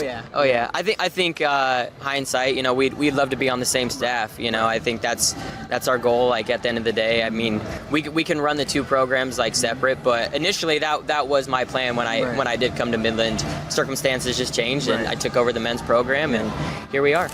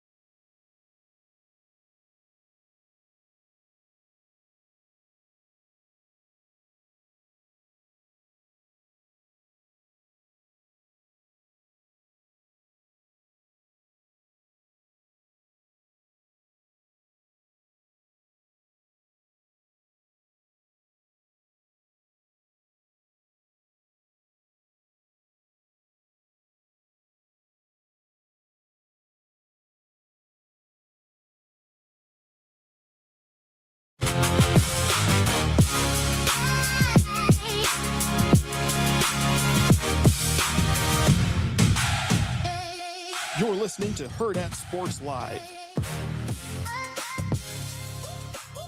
Welcome back, Hurrdat Sports Live. That's DB. I'm Ravi Lulla here at Hurrdat Sports HQ. We are joined now by Lauren Michelson from KETV. Lauren, how are we doing this morning? Good morning, you guys. I'm doing well. Happy to see both of your smiling faces this morning. LM, what's up? Is this different than like a Saturday game day or a Sunday morning when you're like, dude, figure it out? Like, yeah. Is this different now that I'm a little bit more in my natural element? You seem very happy and cheerful this morning. Not saying you're not on those Sunday mornings. I don't know if I'm happy on those Sunday mornings either. I do like, so one of the things I like is you always give me about 3 or 4 options based on my positivity scale. She kind of words it her own way. It's like, hey, I've got like 3 or 4 things. It just depends. And I'm like, let's do this one. Like, so at least you know that I'm a little immature. Yeah, well, you know what? One probably depends on how the day before went, how much travel went into it, how your NFL team's doing, and then some days I'm rolling out of bed because I got there at I was up till 1 a.m. the night before too. So it's just like a collective of exhaustion and 2 kind of bad moods, but we both hadn't probably seen each other in a couple of days. Yeah, so, I'm ready to run it back. Did you guys have to do like a meet and greet? Like it seems like you swapped out a whole new crew at Channel 7. Yeah, we have had some turnover lately. Pretty normal. Like you sign a 2-year contract or a 3-year contract. Yeah. Especially the 20-somethings. It's usually you start at a smaller market, work your way through a mid-sized market like Omaha, and then keep trying to roll through. So yeah, we've had some. The weekend crew looks a little bit different right now. Luke Vickery's gone from weather, and it's Maddie and I holding down the fort right now with our new meteorologist Ainsley. So yeah, some turnover, which is exciting, but it is going to look a little different, and that's okay. It's part of it now across college athletics too. It's just the same thing. I'm not even going to kid you. This was probably about 3 weeks ago, and I'm in the kitchen, so my back is to one of the bigger TVs in the living room, and I heard Ainsley's voice, and she sounds just like Anna. Oh, yeah. I was like, I'm like, is AB doing a segment?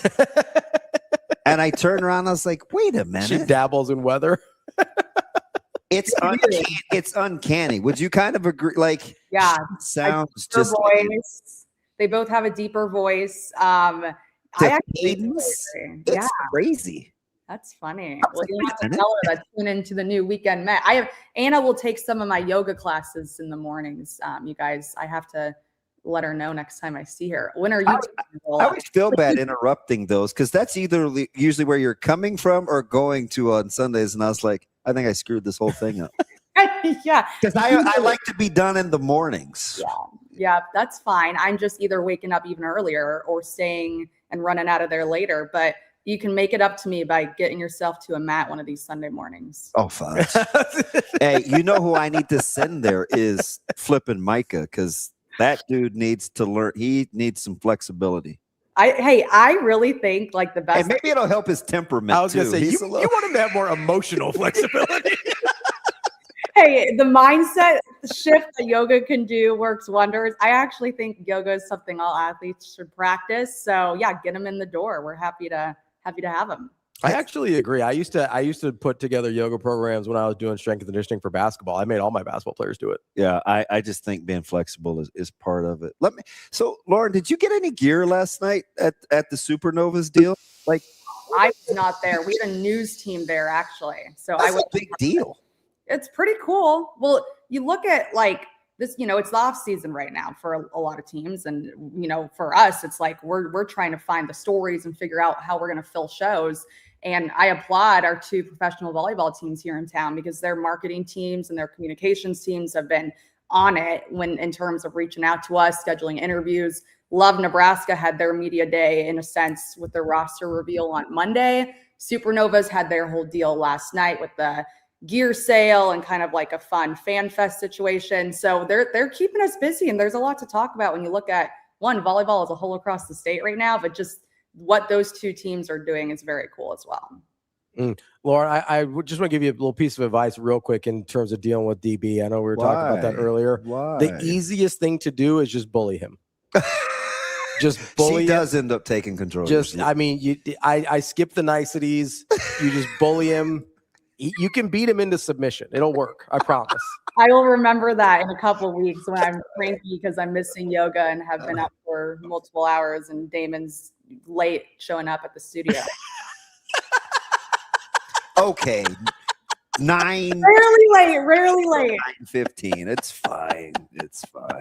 I don't know. Lauren, I know you said you're talking, it's off season. You're, kind of not struggling, but you got to find some content for the shows and everything. Like, what's the rest of your summer look like? It feels like we're getting into the home stretch of just the last little bit of summer before we're in this thing. Yeah, hammering out a couple more stories.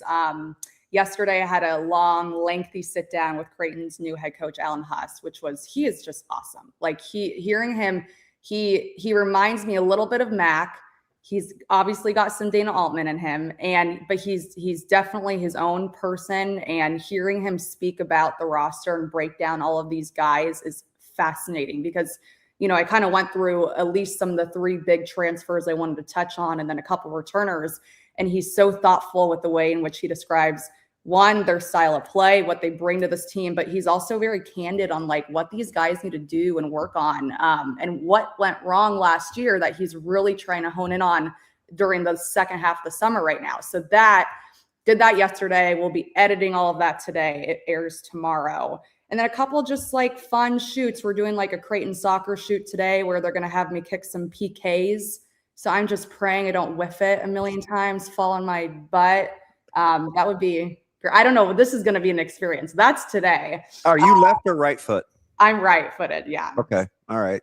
Are you going to try like different PK styles? Are you going to do like they're doing too much lately. The stutter it's step and doing like the little going up to it. They're like, the hezzy.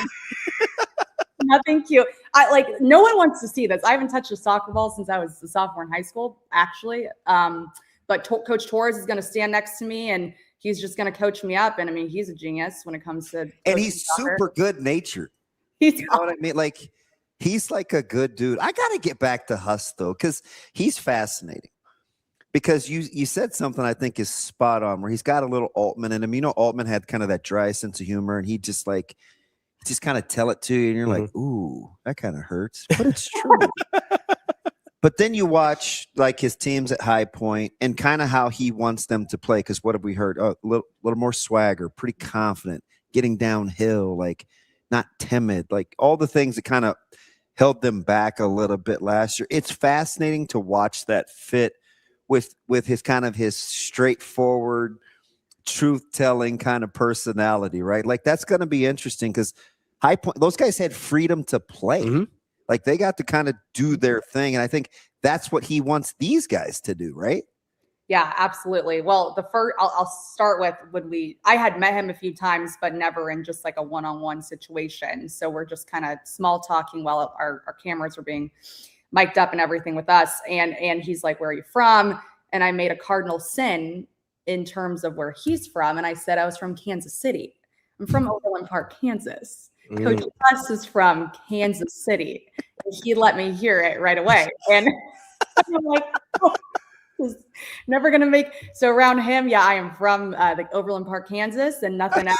And he's like, I'm from right by the airport. I'm from Kansas City. So straight face, so serious, but like, it's very him. And yeah, you said it, DB. Like he was not happy. Mac was not happy with the lackluster of competitive fire in the team last year. And you see these guys practicing right now, and Huss is on them. He's pausing practice and asking for more. And you know what's cool is like you can already tell a difference, especially in a guy like Jason Green. Like, you talk about swagger. He's got to feel so empowered. Oh my gosh, he's like he's like a new person. Like, he spoke in front of the media last week, and I'm like, you are more confident, you have more swagger, and you just kind of have this, like, for lack of a better word, aura about you right now that is different and feels different. So I'm really excited to see what the first year under Huss looks like.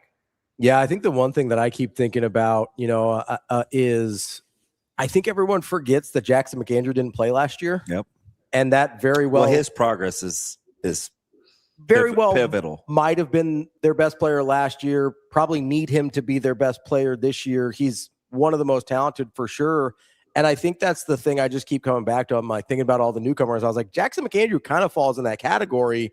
Didn't play the last year under Mac, gets a new head coach, gets kind of a new lease on life in terms of his career after missing last year. Like, I think there's like, that's sort of the big elephant in the room for me with Creighton is like, there's this guy that very well could be the best player on your team that just wasn't there last year. Yeah, well, I asked Huss about that, and he said, seriously, the best thing that could have happened to Jackson last year, as disappointing as that was having a long while to take a step back from the game and almost see it from a coach's perspective and take himself out.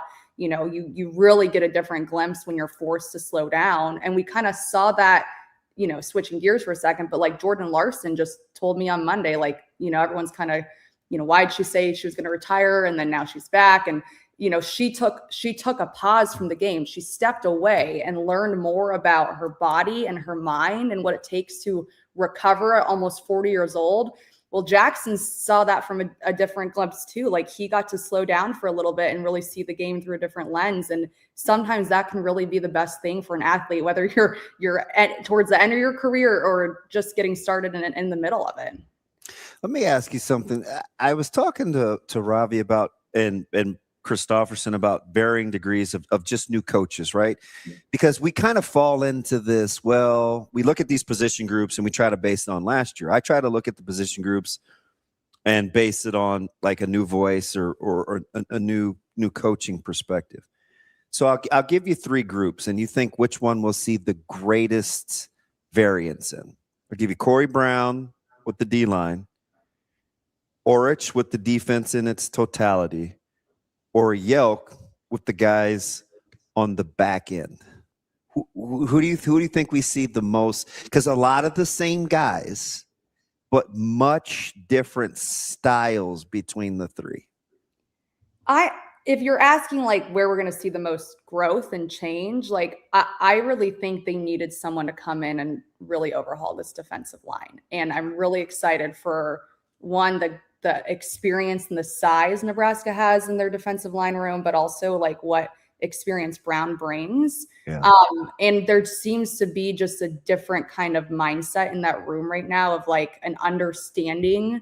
Whereas last year, it felt like there was still some uncertainty around the roles, what like the coaching style was like, what the expectations were. And honestly, like I do think that spreads throughout the whole defense right now. It's like it feels like things are a lot more settled. Obviously, DB, you can speak way more on this than I can, but I'm really excited to get out to fall camp because it feels like a lot of what we hear right now is like, what are the mindset like around the team? What's like, what are people talking about on the inside?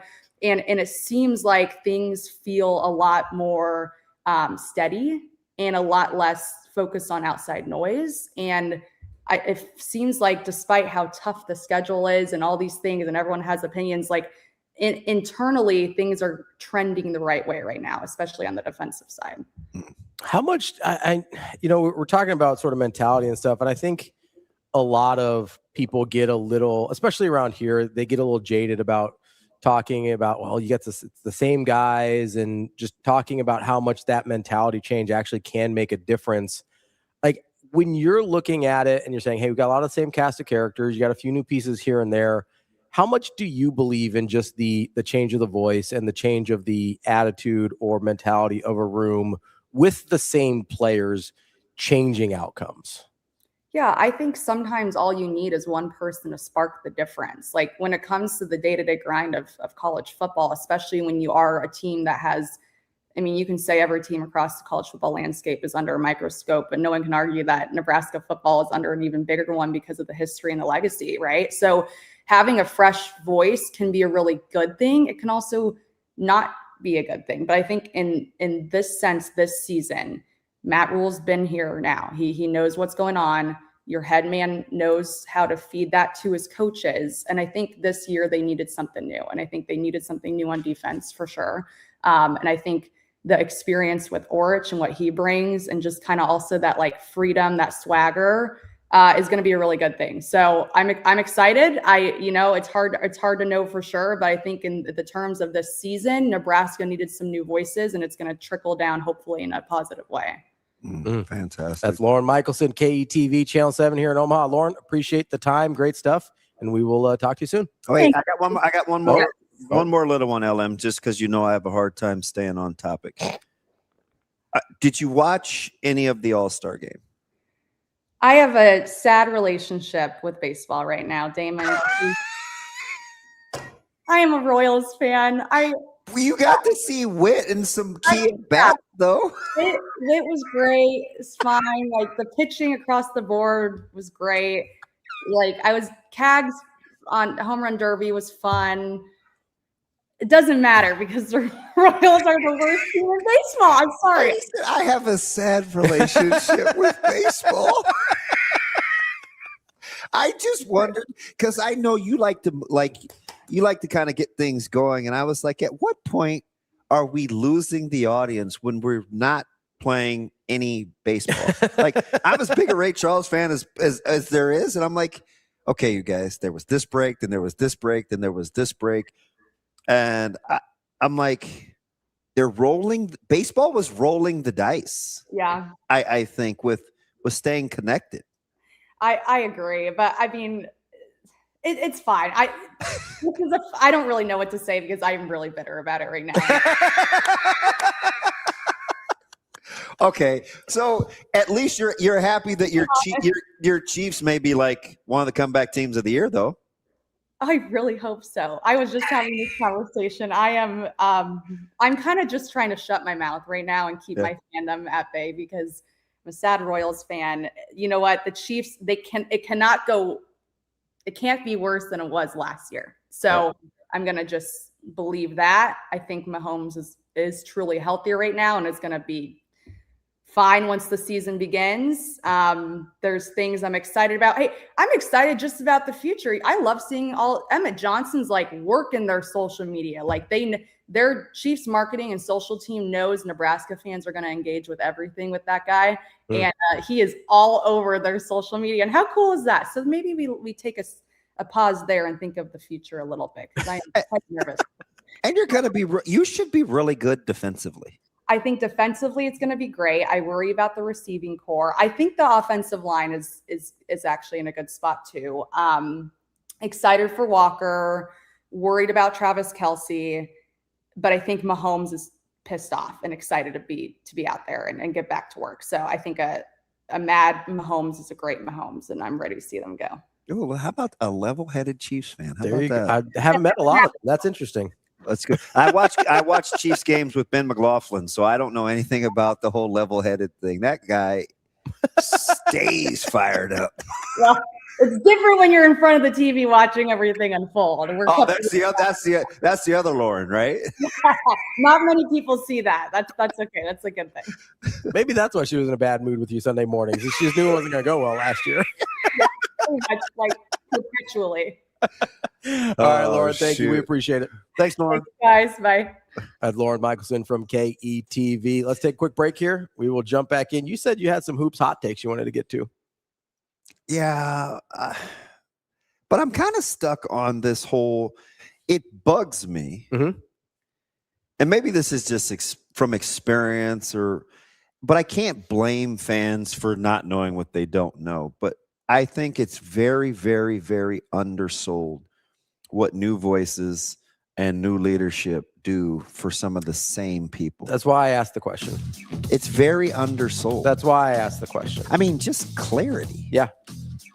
Like if I ask a guy and I say, hey, such and such, wow, moving around well, like you seem active, what's going on? And they say, hey, I've known more in this 4 weeks than I knew in 4 months. I mean, I have to take that into account on when I'm going to gauge you the next time I watch you. You know what I mean? Like I do. Sometimes just knowing it's G.I. Joe, right? What is it, Shane? Knowing, well, you don't know, but you do know G.I. Joe. Knowing is half the battle. There you go. Yeah. Knowing is half the battle. I mean, you don't have to tell me things look a lot different when people actually know what they're supposed to do. I mean, it's a game changer. And, we don't have to get into specifics here, but there's some guys in high school this year that I think that's going to apply to as well.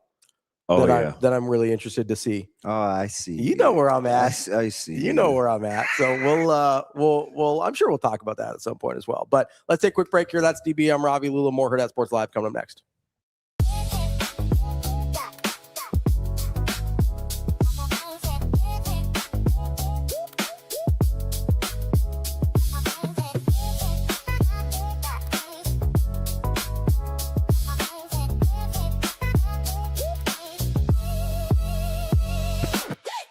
Feeling tired?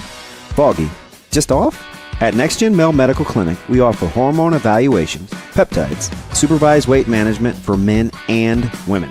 Most insurance accepted. Schedule a visit at nextgenmmc.com.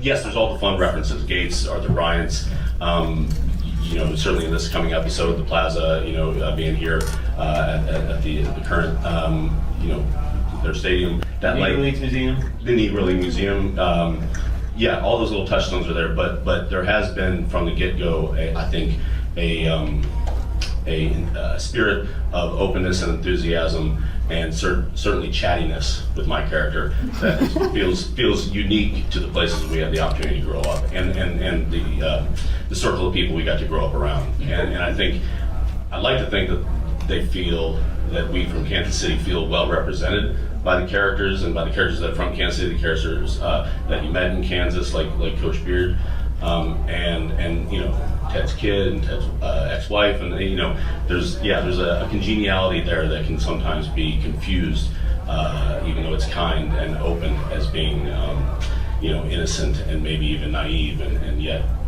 I've found that to not always be the case. And I hope folks back home here, recognize that too, and kind of, that's I think one of the other inside jokes, along with the references and stuff.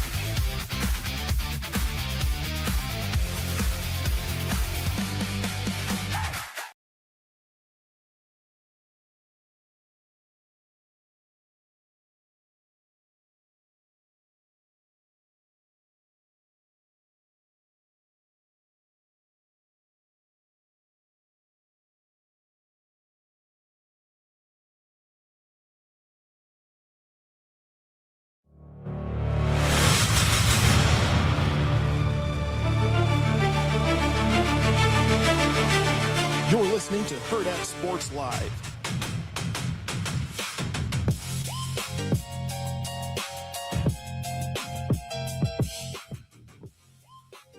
Welcome back, Hurrdat Sports Live, presented by Next Gen Male Medical. That's DB. I'm Ravi Lulla here at Hurrdat Sports HQ. How we doing, DB? We don't really get to have our pleasantries like we did normally. I'm good, man. We jumped right into BC. Just trying to juggle. How's the football camp going? It's good. Yeah, it's really good. We reminded ourselves yesterday and this morning that prep is our opener. Yeah, you got to remember that. Week one. So it was good. Coach Manji's daughter is getting married this week. Oh, very cool. On Saturday. Congratulations. Oh, absolutely. So I may need a little advice. I asked him and he's like, don't ask me any more questions. Now you're making me nervous. And I was like, all right. Okay. But that's just how he talks, yeah. Right? So the wedding is at 2:00, but the reception isn't until 6:00. Mm-hmm. So I get it, right? I'm going to take pictures and stuff, but the attendees aren't. Yeah. Right? What do I do? Do I go home and do I change, or I'm certain I know what a lot of people will do. They will find an establishment until they're just going to go out and drink. Yeah, that's not it. I understand that's probably not what you're going to do. You're probably not going to be out in public for 3 hours just out in the open. No. Seltzer's at my house. You're not close enough for your schedule though, are you, Neutron? Oh no, not yet. And the wedding you're going to, UNK football legend Shane Henderson. At Small World. But he's 100% correct. Yeah. That dude rocks. Yeah. Yeah. Coach Manji loves him. I said, you better.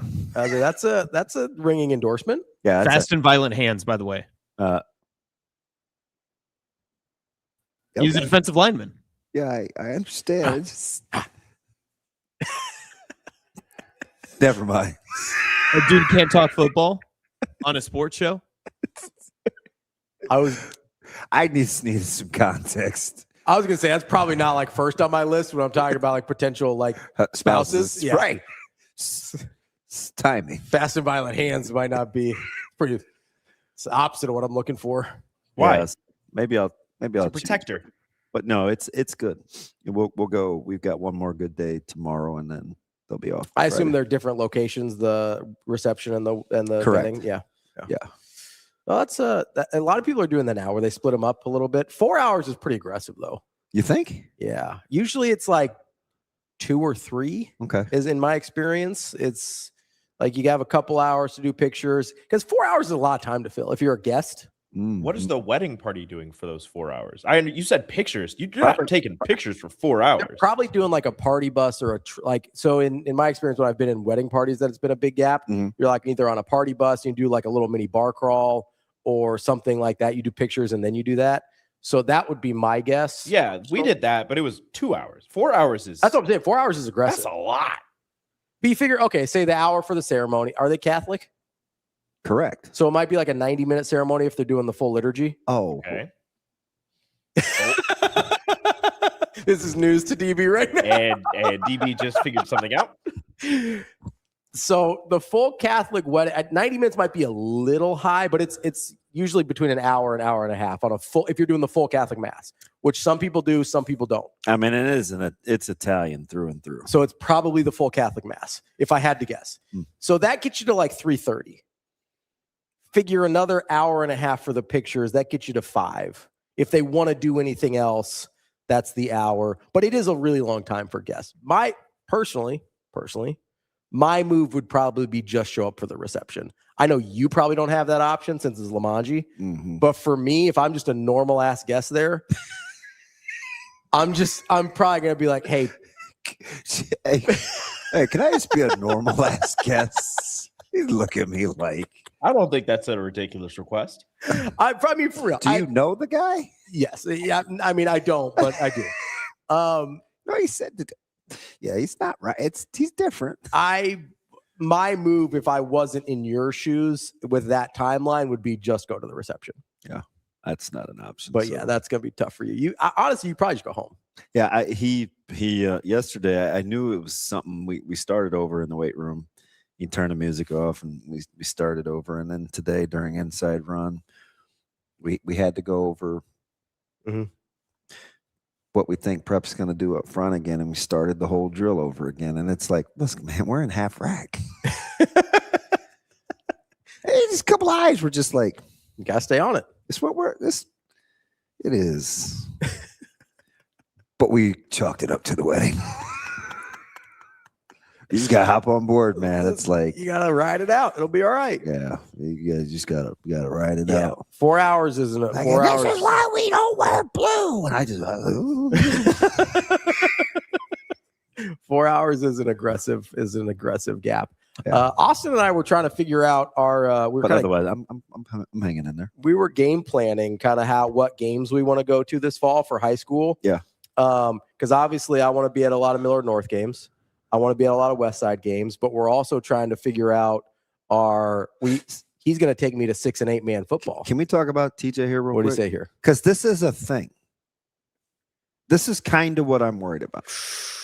It's 100 degrees on Saturday. Yeah. So what's proper? The protocol is you stay in. Because he said every single wedding I've been to or been in, people get angry because I refuse to stay in my ceremony attire. I always bring, now I don't have the stones to bring shorts and tennis shoes. That's pretty ballsy. Or if it's cold, I wear a quarter zip. That's tough. I think you should stay in your wedding attire, in your ceremony attire. Okay. The only time I can go home and start over again. Yes, absolutely. You've got enough time. You could just redo the whole thing. Yeah, I can start over. The only time I've done anything different is there's been specific weddings I've been in that they say, hey, that was my question, TJ. I'm glad, bring basketball shoes for the reception. And I know a lot of times the women do. That's fine. It's that's fine. But the only time I've ever changed at all is sometimes like weddings I've been in, they're like, hey, we're all going to wear Jordans to the reception, but we're going to stay in our tuxes or whatever. Yeah. That's the only changing I've ever done. I think protocol is you stay in if you showed up in like your coaching gear to the reception. That's what Coach Amanji would want to do. That's what he want to do. But if you do it, he's not, he might break you in half. Amy might touch him up.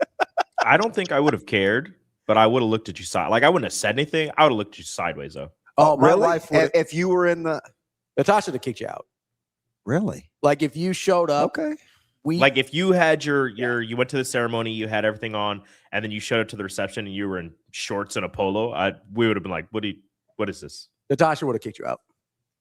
Like it's weird. We also didn't have a gap. So like we got married at a place that had 2 ballrooms. So the ceremony was and I in one. certainly wouldn't have been in shorts. I'd have polo and slacks, but you just keep it. Yeah, just keep it. But like, so we did ceremony in one, dinner in the other, and then they got the ceremony room ready for the reception.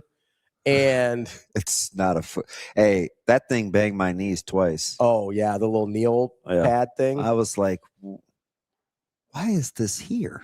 Yeah, I kind of just go with I'm not Catholic. I'm not using that. So how about Mac? We were at a funeral together recently, and Mac was sitting right next to me, and he was just like a coach. He was coaching me. Yeah. He said, "Oh, it's this, and this. No, I mean, it's okay. Or it's this, and this. It's okay." Like, because I was like, ooh. I thought it was a footrest too. Like the first time I had no idea what was going on. The first time I went to a Catholic church. Yeah, I was thankful for that.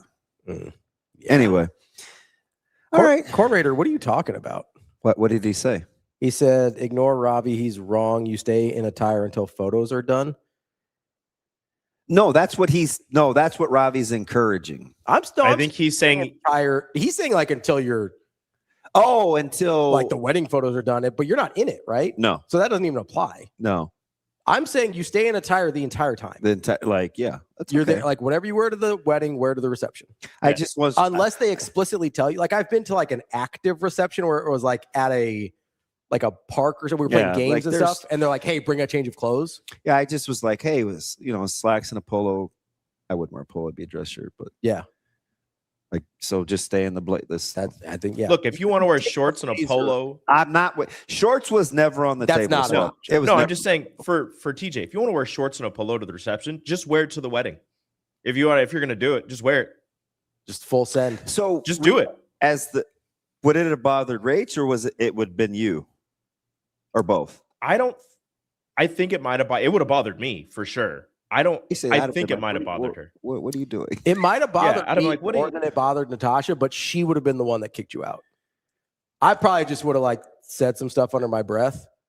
I believe that too, because it took a good 3 minutes to get a smile at Paisan. There was a lot of people there for her. Is that what it was? I think so, yeah. And I tried to stay close so she was comfortable. I think she was a little emotional too. Yeah, because I mean, shit, I get it. I mean, yeah, of course you do. But I think it was, like I said, it was the first time. Juan, I got fire burger patty recipes. Yeah, I experiment all the time. Yeah. Because I'm not a huge burger guy. I'm not either, and people get really mad at me about that. Because I always doctored up. I had the famous "I'd rather have a hot dog than a burger" on. Now that's ludicrous, but no, it's not, because people will mess up a burger. A plain ass dry hot dog, by the way.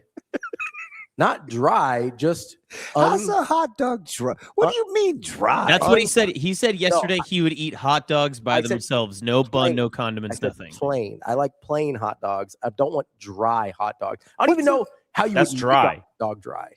That's dry, dog. Just hot dog into the bun, nothing on it. That's dry. Plain and dry are not the same thing. Even if it's raw, it's not going to be dry. I mean, like a plain steak and a raw steak and a dry steak are not the same thing. Correct. Right. So like, stop interchanging those words. They're not the same. Just because don't you guys love his delivery? The condescending Ravi is my favorite Ravi. Just because I'm not going to put A1 sauce on my steak doesn't mean it's all of a sudden a dry steak. That's totally different. Just means it's the same thing. You know what? I'm going to say it. I don't care about your diabetes.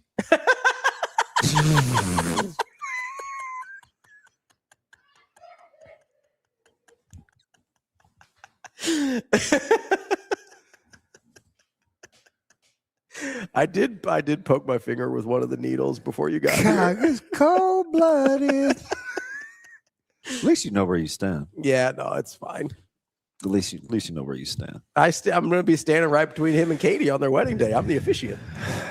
Yeah, that's tough. That's who says that? I'm ordained, baby. Let's go. That is. Well, Ravi also wasn't accepting our caring nature for his health at the time. It wasn't that I wasn't accepting. I was just saying like, hey, I'll figure it out. It'll be okay. We're just like, hey, you good? He goes, guys, I'm fine. I've been doing this for 32 years. Not how I said it. He's like, don't worry about me. Worry about yourselves. It just felt like it was dragging on for a little bit. I was like, hey, I've been doing this for 32 years. I'll be fine. He's digging through his bag looking for needles. I'm kind of going to ride with Rico on your delivery. I mean, knowing what I know. I'm probably going to ride with Rico's version. No, so here's what Austin goes, hey, you going to be okay? And I go, he goes, does somebody need to go to your house and get you something? And I go, no, I'll make it. I should be good till the end of the show. And he goes, I don't love that timeline. And I go, I've been doing this for 32 years. I'll be okay. That was the tone? I think so, but you need to understand that we're like going into a break and Ravi just goes, uh-oh. Help me. That's accurate. Help me. What was the number? It wasn't the number. I was running out of insulin and I didn't remember if I had packed extra in my bag. It's a lot going on. It is a lot going on, and I poked myself. It kind of hurt. Hey, can I ask, hey, Suave, you guys just came off a title, and I'm not sure you're a real basketball fan, but Lee, I don't like condoms on my hot dogs either, but that's fine. He goes, Ravi doesn't like condoms on his hot dogs. And he goes, oh, I mean condiments. I was like, I'll pass on both. On a hot dog, not eating that. Dude, Lee is naughty. He's in the naughty category. Yeah. Where do you take championship aside out of it? Yep. For a second, because you guys suck for a long time. That's true.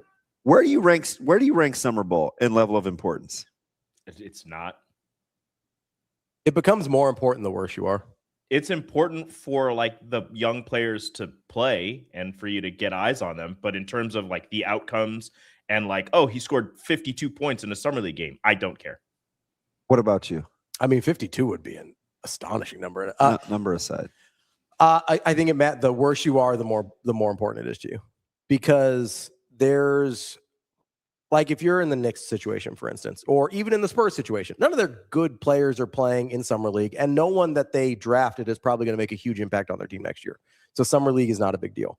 If you're the Chicago Bulls and you've been struggling for a little bit, you got Caleb Wilson, you want to see what's going on here, or the Wizards are a good example, right? Milwaukee Bucks. Yeah, pick a team. Pick a team that had a high draft pick that's been bad for a minute. Do you care about what's happening with Yaxel? I do, yeah. He'll play. Yeah, he looks better, because here's what nobody wants to admit. This is a higher talent level than they played in college, right? We try and dismiss Summer League like it is less important than what we saw in November through March. It's not. It's another. This is the thing. This is why I got crazy about the Darren Peterson thing, where it's just like, he just had a bad time at Kansas. That's the highest level of basketball he had ever played, and he had a bad time. That's not a great sign for me. I'm not saying it means he won't ever be good. I'm saying our most recent and best data point is worse than the thing that you're basing your decisions off of. That to me is a concern. But it goes the same way with Summer League. If a guy is good in Summer League, it doesn't mean he's going to be awesome in the NBA, but it is our newest and best data point to what their skill level is compared to closer to NBA level players. So if a guy's good in Summer League, it means less to his NBA career than if a guy's bad in Summer League. We just think he's going to be a bad player. If a guy's bad, typically that's how we talk. If the guy's bad in Summer League, I think he's probably just bad, right? Guys, there's been way more guys to me that have been good in Summer League that end up being average or role players or whatever. Doug McDermott's a great example of this. He played two or three Summer Leagues, was awesome. He was a role player in the NBA, right? Like his Summer League success never translated directly to NBA success, but he hung on in the league, is still hanging on in the league. He was last year at least. And he was a role player, scored over double digits a couple times in his career. But he was never going to be a 20, 25 point a game scorer like he was in the Summer League. There's way more of those guys than there are guys that were bad in Summer League that all of a sudden are good. So back to its level of importance, because all of that I understand. I think it matters. I do think it matters. Like it's the same. I take it the same way I took Summer League back here in Omaha. I can tell you if a guy's bad or not. And I can tell you if a guy has a shot or not. Let me give you one. Yeah. Acuff. I haven't seen a ton of Acuff, if I'm being honest with you. I've mostly been watching DeBonza. I'm high on him, and it's not been good. I've been watching DeBonza, Wilson, Yaxel, and Peterson. Mara's been bad, although I think I he'll was be good. out on Mara before. Although I think he could be good defensively. I was not a. Then there's also certain game styles. Swain has been bad. Swain is the one that maybe concerns me the most. If I'm based on how people kind of talked about him coming out of the draft versus what he's looked like in summer league, like he might not be able to play at all. So did you watch any of Wagler last night? Because that was the first time he'd actually been decent. No, I was watching the All-Star game last night. I didn't see any of Wagler. The All-Star game drove me crazy. I just every time I looked up, somebody else was singing, and I was like, "Are we gonna? What's happening?" There was a lot. There was a lot of performances. Again, I'd love Ray Charles, but what were we doing? I don't know. Literally, it felt like every time I looked up, there were like I get the Vegas Summer League is fun. Dude, Summer League's great. I've been once. Yeah, no, I agree, Cope. Cam Carr, cars look good. I agree. That's the guy I put in the has a shot category. I agree. Right? Swain's quickly moving to like, I don't know about this. What about Rink Mast? Rink Mast is a guy. I mean, dude could be MVP. Rink Mast he looks really good. So he's all of a sudden a guy. This dude is just like dicing up summer league. Now, part of it's like a age maturity thing. Those guys do tend to do better, which is why I'm a little more hesitant on Yaxel than some people are. It's like there's an age, like when you're just older than everybody else, that helps. But again, this is a good data point for both Yaxel, for Rink. Like I think he's got a shot to make a roster. Yeah, and certainly a G League roster. Like he could be on a 2-way. And he's so savvy. Yes.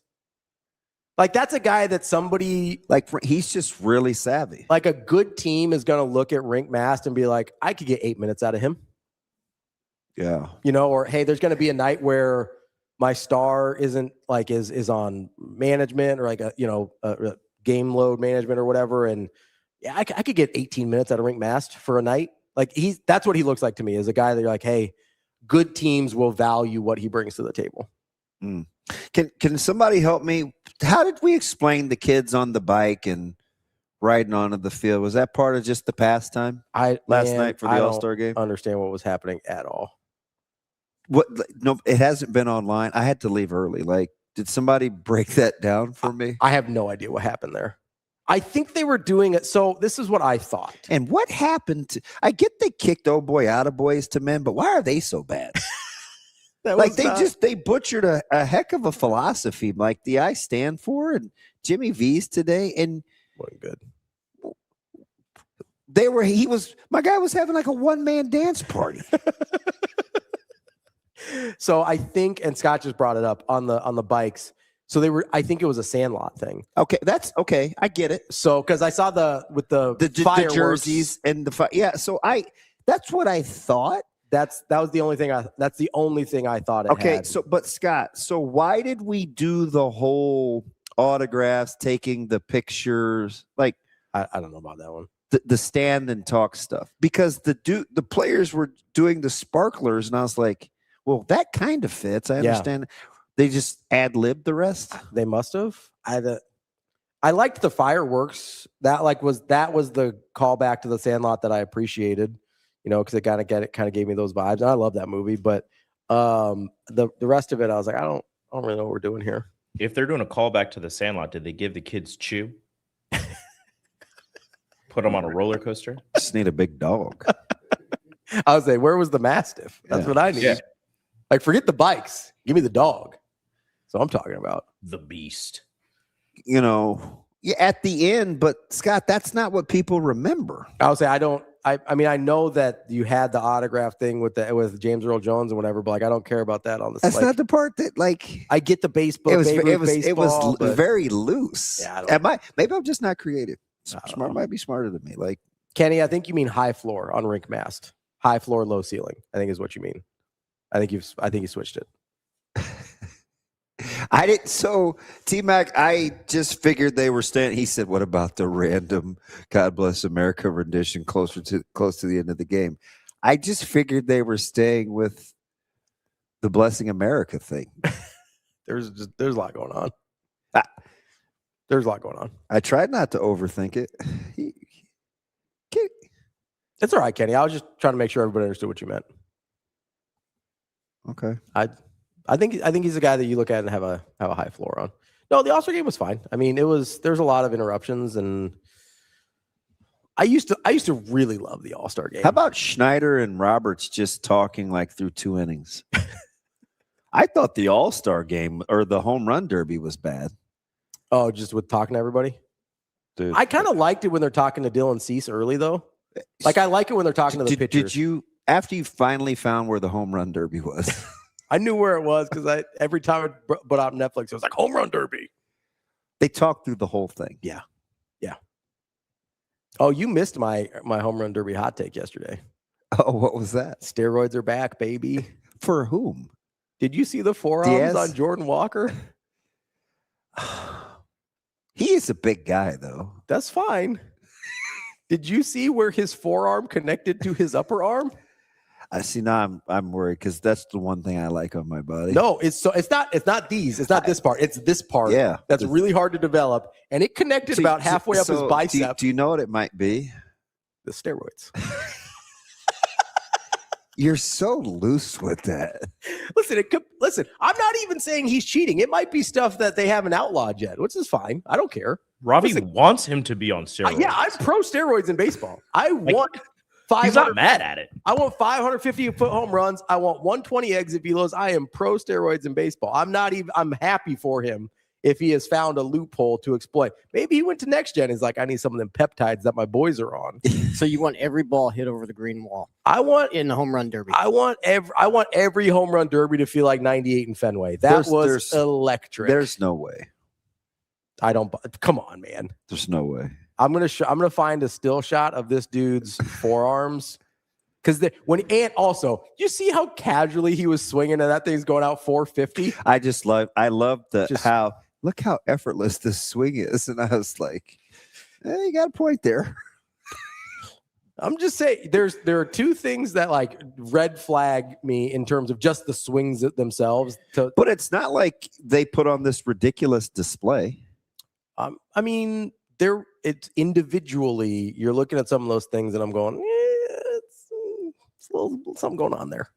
I don't know. I'm happy for it. I'm glad they found loopholes. Bryce Harper looked like he was on orange juice. Like might not be everybody. Oh, I don't think it's everybody. I think Jordan Walker found a way around. I'm just saying you have a lot of I always hating on the brothers, man. Who's hating? I'm pro. Now you could have picked like Diaz. You look at Diaz build. Oh, Diaz. Listen, there's who's the at least Jordan Walker's built like who's old boy from oh God, I can't remember his name from Tampa Bay. It starts with A. He's Rosarena? Yes. Oh yeah, he's put together. He's a Mariner though. Oh, he wasn't. He wasn't. Yeah, you threw me for a second. Sorry, he's a Mariner. I just remember the first time seeing that, and I was like, that looks different. he wears those super tight babies too. Yeah, Randy Rose. Let's look at a Rosarena real quick. See what we got here. His waist looks like about a 30. Yeah, and then it goes from like a 30 to like a 54. Like my man's he's like, look at this guy. Oh, he's diesel. We're gonna bring up Jordan Walker though. I'm gonna see if we can find the forearms. He had such a good interview. No, listen. I'm a fan. I'm in. I like Jordan Walker. I also think that when you're extend on the bat like this, and you have a very casual home run swing that goes 460 feet somehow, yeah, and then you're like this, and this part of your forearm connects to this part of your bicep. That's not normal. His winning swing, he like went down to a knee, and any other person that's like that's not getting to the warning track, and that was like over the big wall and like 7 rows deep. So it's the super casual swings, and then this was the dead giveaway during the steroid era. Is guys would get jammed, and then it would just be like dinger, and you're like, wait, what? Like, what happened? It's probably more the balls than their strength. Sure. I'm sure the baseball made his forearm look like that too. The steroids also have an impact on the balls.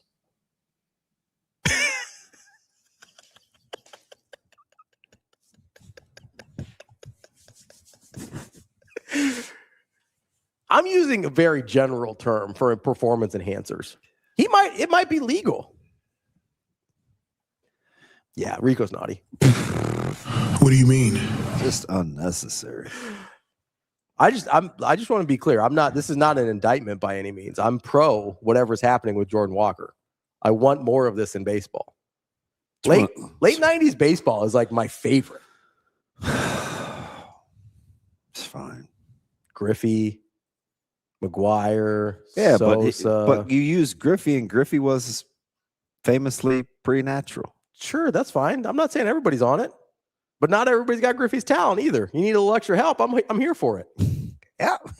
Yep. Big Papi, Alex Rodriguez. 100%. Dude, Big Papi was on the Mitchell Report. I don't have any disillusions about what Big Papi. Yeah, he's skirted through. And Manny Ramirez. Like, allegedly, the deal with A-Rod is he saw Manny with his shirt off one time. He went and found his trainer and goes, "Put me what Manny's on." That's the story. Yeah. Like, it's good to see. I'm here for it. It's good to see A-Rod and Jeter chop it up. A-Rod's actually, like, I kind of find him likable. He's aged extremely well. But he talked about how he had to mature. And he's very honest. Yes. He's pretty self-aware. Yes. He's pretty self-aware, which is always going to go a long way with me. Yeah. And he likes to talk ball. Yeah. Like, I don't know if you've seen his TikToks and stuff. Oh, yeah. Like, I like listening to A-Rod talk about baseball. He's aged well. Post Tiger's last lapse, I had put him in kind of the Kobe Tiger, kind of post bottom of the bottom, like resurrection. A-Rod is definitely in that discussion. I think he's doing super well for himself. I'm happy to see it because, like, there was a time where even if I didn't like him or whatever, I actually never hated A-Rod that much. I wanted him to be a Red Sox when that whole thing happened in before the 04 season, I think. Like, I wanted him to be on the Red Sox. So, like, I'm not going to sit here and pretend like I've always hated A-Rod. There was a part of me, especially like late career and early post-retirement, where I just felt uncomfortable because it felt like he was uncomfortable every time he talked to anybody. And it made me feel like it made me feel some kind of way. Well, he talked about being really, really, really insecure. Yeah, which I appreciate him even being able to say that. And I don't know, I like him. I like hearing him talk about baseball. I think he's really good on the broadcasts or like in the studio shows or whatever. I think he's good on TikTok. I like A-Rod. Yeah. I think he's a good ambassador for baseball. When they do the baseball studio shows and they have like the former players like showing like how to swing a bat or what pitches, like what the pitchers are doing, and they have to like stand up. It's fantastic. Those are so good. They do that on MLB Network a lot. And those are, I like it when it's not Billy Ripken. But I like it when it's somebody that's good. But like those are, you've seen those Billy Ripken ones, and I was like, I don't need to hear what you have to say, Billy. No, you talk about a guy comes across as mean spirit. Yeah. He didn't like anything or anybody. But like I love it when I'm trying to remember who. There's a guy, I think Tomey's done it on MLB Network before, and Tomey's fantastic. I like Jim Tomey. When they had Pete Rose on there, it was great. I don't like Pete Rose, but not as a, but like when he's showing like how to hit, like it was fantastic. I didn't. Maybe it's just because I don't like him as a person. That never really connected with me, even when he was doing this type of stuff I typically like. I'm all the way out on Pete Rose. He was so good to me. I guess us when he was here in Omaha. Let's doing the CWS. Had him on in our former life, and he just seemed really good natured.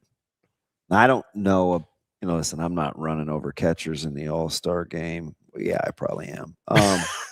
I'm probably going to be a little more. That doesn't bother me. Like the Fossey thing. No, that doesn't. That's not my issue with. I don't care that Sean Taylor hit a punter in the pro. Like those kinds of things don't really bother me. It's just, that's not kind of the deal with it type. I don't always love. Like, deal with it. Like, just give me a little extra. Like, as long as I know the why, I'm probably okay. Yeah, there's a bunch of off-field stuff with P Rose that I'm just never gonna get over. So you'll be all right. I'm just not gonna be a fan of that guy. You'll be all right. He'll be okay. I'm just saying, not gonna be my go-to, even before his passing. It's not gonna be my deal. Not my guy. What do you mean? I'm just playing. What do you mean? Who do I? No, I don't think anybody's. No, Jose Bueno. I don't think A-Rod's clean. That was not any of what we said. Everybody knows A-Rod's not clean. When he played? I don't. Are we talking about steroids still or off field? I don't know. I don't know if there's off-field stuff with A-Rod that is even in the neighborhood of Pete Rose. I do not know about it. A-Rod date Jennifer embarrassing, Lopez? DJ. I was never. I appreciated Tony Gwynn. I never loved Gwynn because he was a Padre, so it was just like. I probably didn't appreciate him enough while he was playing. Once Gary Templeton got traded, I couldn't get with the Templeton. I don't know. I just don't like the Padres. I probably didn't appreciate Tony Gwynn enough while he was playing. I was pretty young when he was really and you might good. not have liked his approach either. Yeah, I appreciate it way more now. And he obviously, I was talking about steroids in the late 90s. Like, obviously, I was very drawn. Nobody hits like that anymore, except Arise. And really nobody. And he's played for 4. Arise has made 4 All-Star games with 4 different teams. Mm-hmm. That's pretty impressive. That's crazy. Guy's gonna hit 340 with 1 home run every year. I think Gwynn had a little more pop than that, if I recall. I mean, not much more. I mean, he wasn't like I would guess he wasn't Ozzie Smith. Like, listen, I bet Gwynn's top home run total I would guess under 20 in a season. Mm-hmm. I'm gonna say is 14. I was gonna guess like 15 or 17. Like, I think what in is the it? neighborhood. I would have thought more than 14. Yeah, his top home run season 17. He had 14 in 86. It was a 97.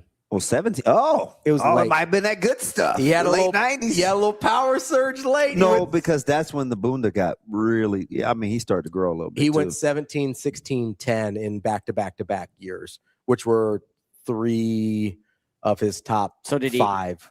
Did he get 250? No, there's no. That was also the first time he hit. He had 200 hits since 87. Yeah, some of his hitting statistics are. I mean, he had 372 that year. Unbelievable. At 37 years old. No, and I'm with you, HP. I almost said it. I'm with you. Yeah. But between the talking and the random camera angles, it was giving me a headache. For the home run derby? Yeah, I don't want to look at Bryce Harper in his face as he's swinging. Sure. Yeah, I agree. Yeah. You know what I mean? 100%. Like 100%. That's not. Did you find it awkward when they were talking to the Cubs guy in the outfield? And he was trying to concentrate, and then crow arms. Mm-hmm. No, I kind of like they those. do that. They do that a lot, though. I kind of like those. Like when they're talking to the fielders as they're in the field. I kind of like and that. sometimes guys have been being talked to, and the They, balls make a play. The balls hit to them. That's kind of fun. I really, really like it. Maybe this is this might be a me thing. I really, really like it when they've got the pitcher mic'd up and he's talking through his pitch sequence. Yeah. I love that. Like Dylan Cease in the first inning where he's like, I probably don't want to go there again. I think I might go, and he's like striking everybody out. Mm-hmm. That is made for me. It's good to see Cease recapture some of that form. Yeah. He looked great last. I remember peak Cease as a White Sox. Yeah. We weren't sure if that was coming back. No, it's a cease and desist. It's a little too corny, but I'll let you finish it. Is that his nickname? It should be. I call one of our guys, his last name Cecil. Sometimes I say Cecil and desist. He's a great kid. He's going to be a fantastic. What position does he play? He's a center. Lost a ton of weight. Looks fit. He's good. Yeah, got some depth up there. Yeah. You might be okay on the lines this year. Mm-hmm. Maybe. Be all right. I mean, not trying to disparage anybody, but you needed a little help there the last couple of years. We'll be all right. I think you got some reinforcements. We're older. Well, yeah, sure.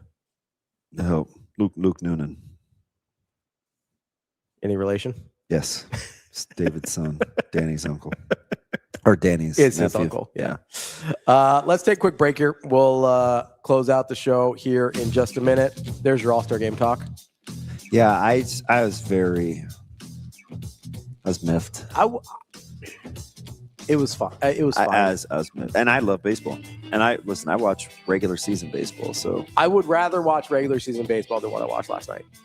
Easily. Just from the purity of it. Just from the is this pre the 9 wins in a row? Yeah, I'll watch. I mean, I wasn't necessarily going to watch a Red Sox game, but I'll watch a different baseball game. Well, you got to watch them now. I do. Yeah, I gotta dial back in.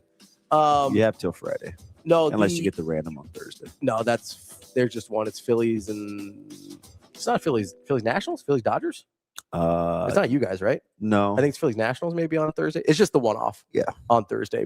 It's the Mets, I think. Oh, is it the Mets? I think it's the Mets. Happy birthday, Lee.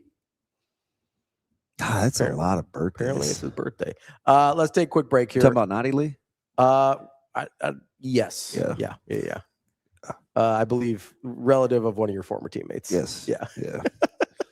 That's Naughty Lee. Let's take a quick break. That's DBM, Ravi, Lulla, it's Hurrdat Sports Live.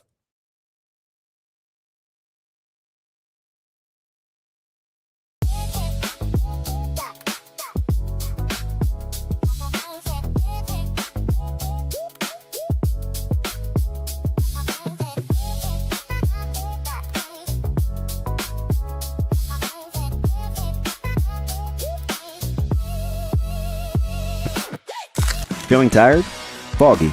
Just off? At NextGen Male Medical Clinic, we offer hormone evaluations, peptides, supervised weight management for men and women. Most insurance accepted. Schedule a visit at nextgenmmc.com.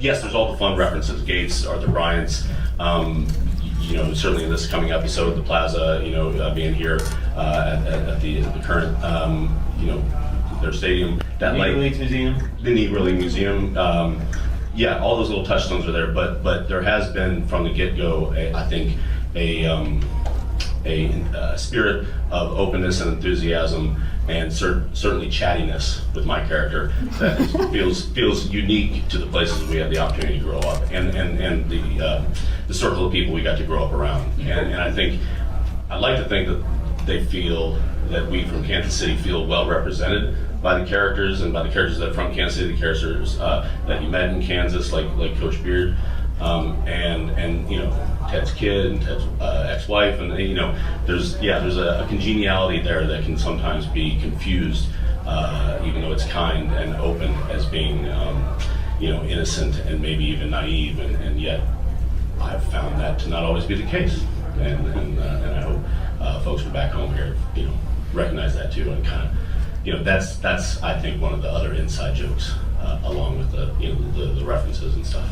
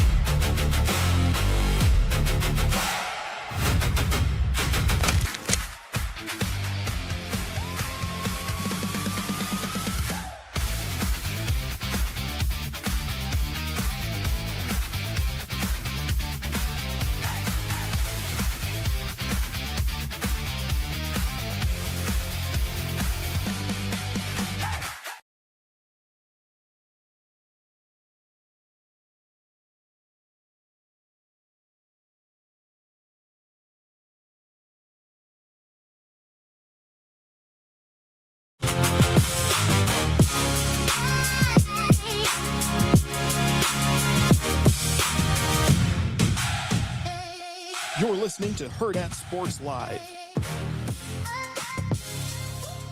Welcome back, Hurrdat Sports Live. That's DB. I'm Ravi Lulla here at Hurrdat Sports HQ. DB, you mind if we get a little football-y here? Oh, I love football-y. I know. It's one of your favorite things. I feel like Evan's making fun of me. Is Evan making fun of me? I don't think so. Evan told me how jolly I looked leaving next gen. I'd just gotten Hercules. Hercules. No, I think Evan's a pretty genuine guy. But by the way, I'm due. Yeah? Except when he's compiling food lists and he starts with Long Johns and ends with Arby's. Which, by the way, have flooded my TikTok timeline. Well, it's because you send them to us all the time. So your algorithm's like, he loves these. Also, like, I'm just going to be honest with you. Every time you send me one of that one guy, I'm just not watching them. The one, the tapper? They're like, not doing it. Every time I see him, I'm out. Those videos are hilarious. I'm not doing it. Don't you guys wonder how he eats? I wonder a lot of things, but I'm never going to find out. No. Videos. He screws the lid off of things. Yeah, he's been doing it for however long he's been doing it. So he's a pro at it. Did you see the other day? He goes, I'm not going to tap the button.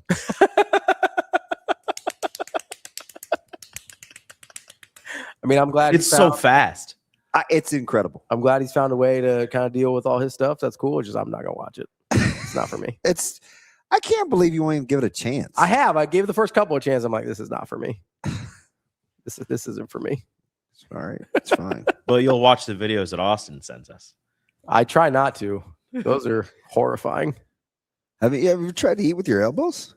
No. The only thing I've tried to do with my elbows is when that pro cornhole player shot the guy, and I was trying to figure out how he held the gun. Change the gun. Yeah. That's the last thing I tried to do with my elbows. It's fascinating. That's what I always think when I see like the videos you sent me of the guy, and I'm like, well, if the guy figured out how to kill a guy, you could probably figure out how to eat. So different nobody guys. laughed at the blind rankings of the food choices, and the guy got screwed because his favorite food he had to put 10 because he had no spots left. Yeah, that's how blind rankings work. That's how I ended up with Tom Osborne in 5th, and everybody was like, "Oh, Tom Osborne 5th place." That's how blind rankings work, guys. Sometimes you gotta get put behind a barrel. You should ask DB the blind rankings from yesterday. Oh, you didn't watch the show. You didn't listen yesterday, did you? I hadn't. No. Okay. No, he doesn't watch or listen. That's not true. I usually listen. He does because I do it all. He texts me about stuff a lot of times when he. Let me see if I can. I think I've got it right here. So I was going to get football, but we can do this instead. So these were the blind ranking sports accomplishments. Okay, across multiple sports. Okay. And I tried, just as a cheater for you, I tried to keep them in the general neighborhood of what I thought like quality was.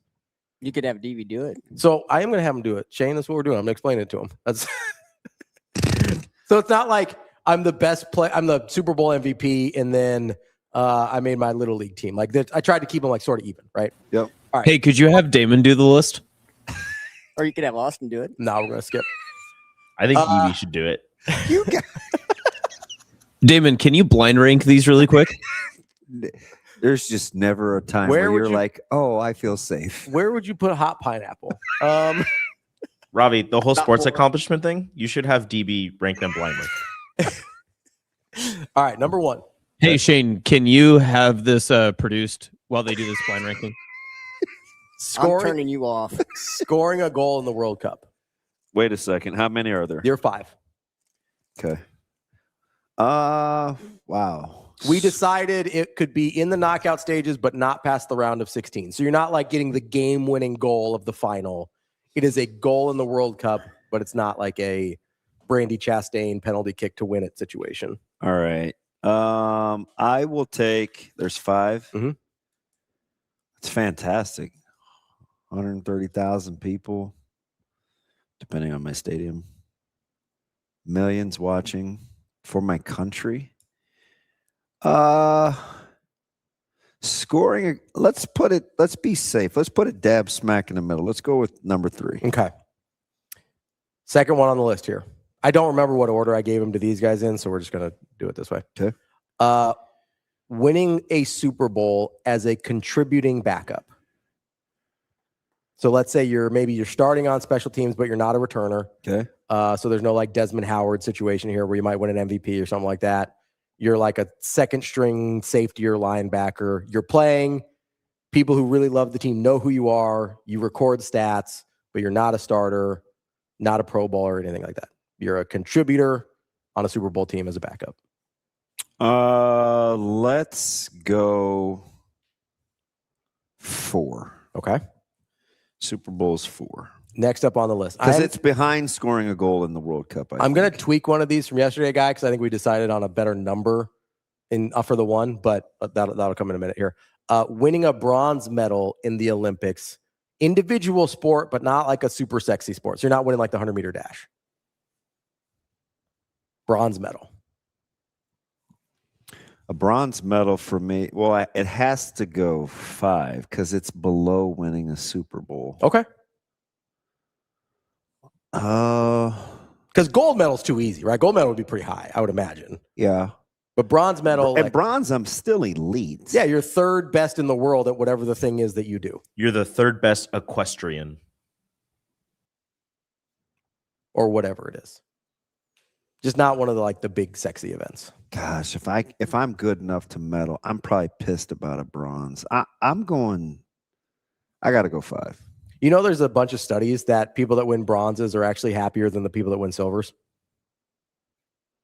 What studies are those? They've interviewed a bunch of Olympic athletes over the years, and typically speaking, the people that win bronze or that win silver feel like they missed out on the gold, where the few people that win the bronze feel like they accomplished something. Yeah, I don't know if I'm medaling. I certainly don't want to be third of the medalers. Okay, that's just me. That's 3. So that was your 5th? 5th, yeah. Okay, so we're at 3, 4, 5. I hope these are good. Leading the NBA in scoring. 1 year. You're not like a generational player. Let's throw what's the one I use? T-Mac? Or a T-Mac generational. I screwed that up. You could just say it's the one Carmelo season.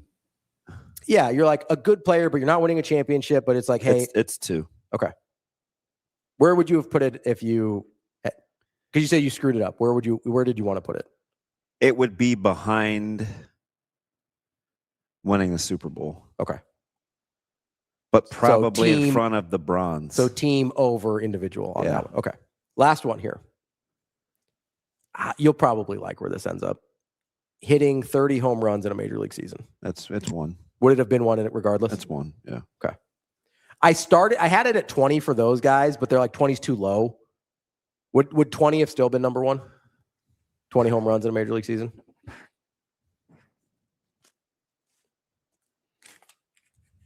Because those are the numbers I debated between.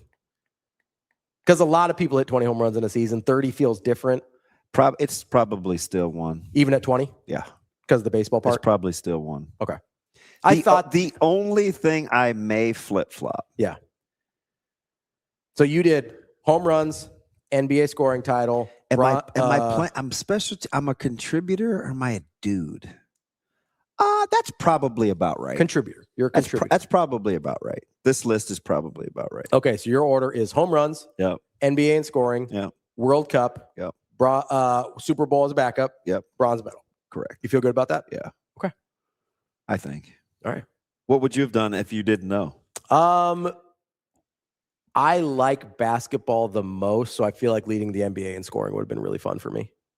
Like, I think that's the one I would enjoy doing the most. Yeah. I think I'd put scoring a goal in the World Cup second.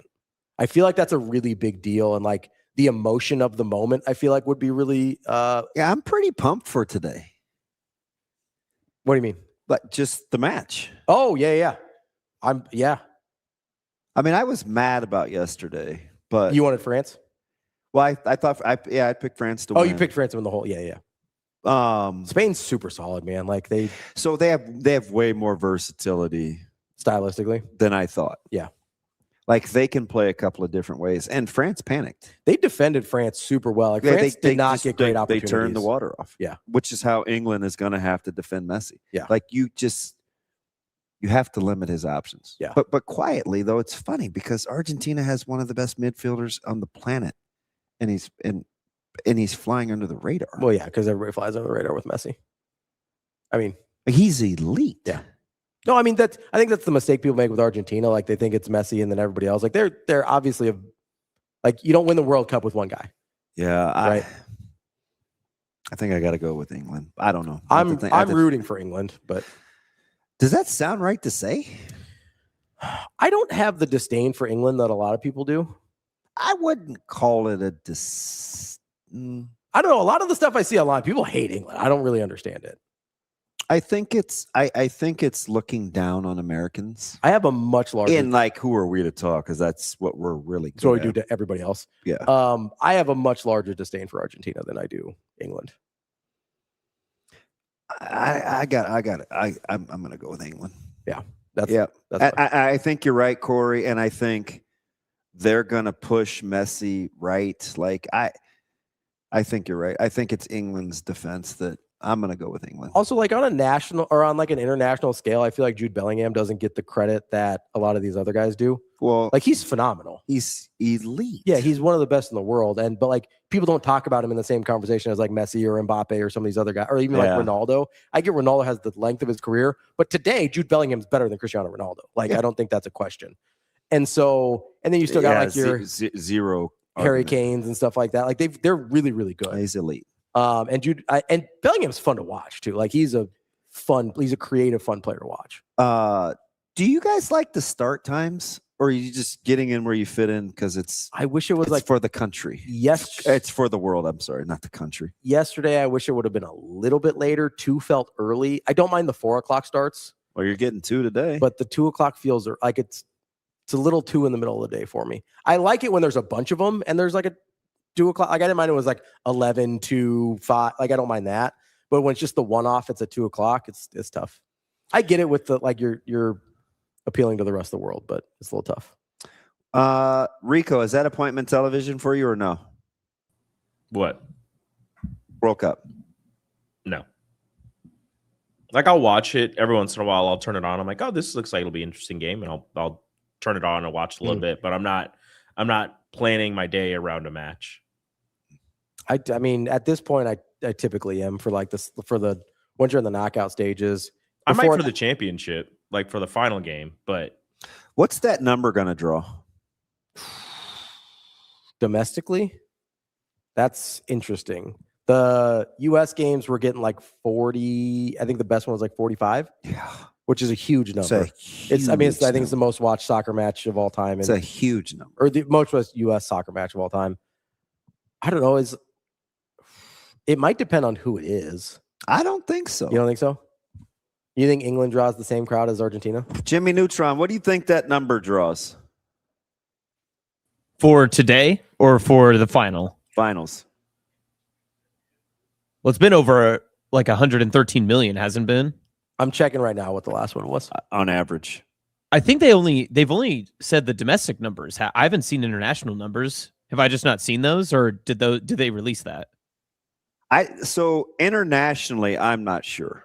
But Ravi prefaced it with domestic. Okay. Yeah. I would say for domestic, I think you would probably still push to 100 because it's one of the premier sporting events. You get a national audience that a lot of people will tune in for. I think you're still going to get to 100. I don't know if these numbers are right because I've only have the AI. I don't have the time to look up everything.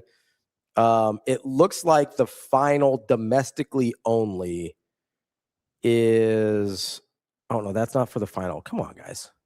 You could just do average viewership. I did. So it was the average television rating for a World Cup final. So the U.S. Belgium. So internationally, it's 500 million. Is the international number that watched? That was the average number. This is going to blow you away. Who has all those televisions internationally? This is going to blow you away even more. At some point, at least 1.4 billion people watched at least part of the match in 2022. 1.4 billion. That's like a fifth of the global population. That is such a stupid number. 1.4 billion. Can I ask you something? Yeah. How many of the global population don't own televisions? It's got to be less now. So here's the thing we got to think about. Most people in China probably have at least one television at this point, I would think. Most people in India, I can say pretty definitively have a television.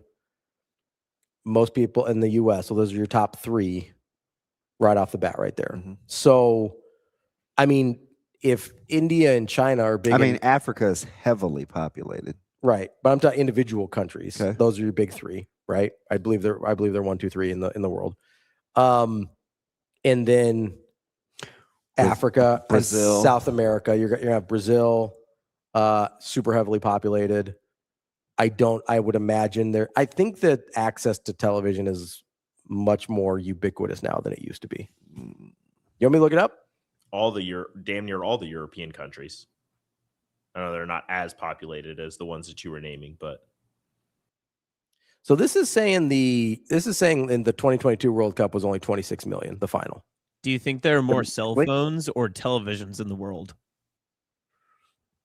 Ooh, cell phones is interesting because technically you could watch it on a cell phone. Yeah. I think this is totally anecdotal. If I had to guess, I'd say there's more cell phones. I would agree. Yeah, because I mean, in a household, you could have 5 phones and 3 televisions. So the estimate, I would say there's more phones than. But how many businesses have televisions but no cell phones? How many TVs are in the Hurrdat sports bar compared to the amount of cell phones? So this says approximately 79% of all households worldwide own at least one television set. So about 80%, 4 out of every 5 people in the world have a television in their household. So that makes a billion don't. Yeah, so that means you're almost a billion and some change. Yeah, almost 2 at this point, I think. Yeah. So I mean, you talk about 6 billion people. A quarter of those watch the World Cup. Burners. You gotta watch out for those burners. Let's see how many people have cell phones real quick, just while we're doing demographics work. That's not a big number. Are you sure 26 million? I looked it up like in a few different ways, and 26 million was the number I kept getting. That seems low. I agree. I thought it was pushing 100. It's about the same. Approximately 70% of the global population have cell phones, and 79% have. So there probably are. That's a terrible movie, Evan. More cell phones because each individual has a cell phone. 7% of the global population, but the TV was households. So 80% of households have one. So there probably are more cell phones. And DJ's right. I mean, viewing numbers are not just TV. Yes. Yeah. You got the streaming numbers and stuff now too. It's apparently there's 8.3 billion active mobile subscriptions in the world. So there's more than one per person. God, that's sick. Worldwide, which means three. Well, there's lots of Kevin Gates. That makes sense. Half of those 5.8 billion people have 2. Is what we're learning here. We do have a lot of burners. Yeah, apparently. A lot of burners out here. Rico, how many burners you got? Twitters? 2. No. Cell phones? 0. 2 has a burner Twitter. 2, All apparently. right, Durant. I do too. I do. I have 2 burners. Shane is actually Kobe. It's been a pretty good ride being that. Seems more like left lane, huh, Shane? Seems more like captain to me. That's the show for today. It's Hurrdat Sports Live. It's like when it's 10 o'clock and he has the green light. We don't hear anything. He's traumatized now. He just won't pull the trigger.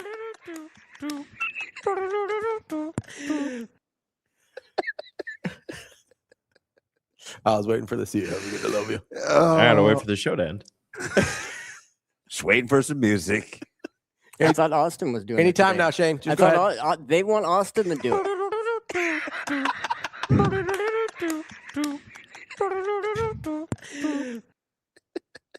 What See day you, is Evan. that?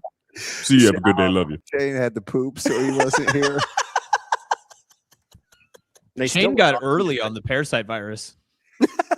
Yeah, that's it. But so Shane, it'd have been cool. You know, if you poop your pants. We also know Shane can't have that happen again because he doesn't eat vegetables. I can't knock it there. I didn't say that. I said I don't eat cauliflower. John Papuchas? I don't eat that. I don't eat cauliflower either, Shane. I don't think anybody should. I don't eat tomatoes. Hell with that. There are a couple restaurants that make like buffalo cauliflower now. It's pretty popular. I don't eat broccoli. Not doing that. Don't do that. Mushrooms, guys, Shane? I do like mushrooms, yes. Which kind? On your steak? We trippy, man. the kind that he sees when he uses the restroom. That is the show for today. That's DB. I'm Ravi. Lulla will be back tomorrow. More Hurrdat Sports Live. See you. Have a good day. Love you.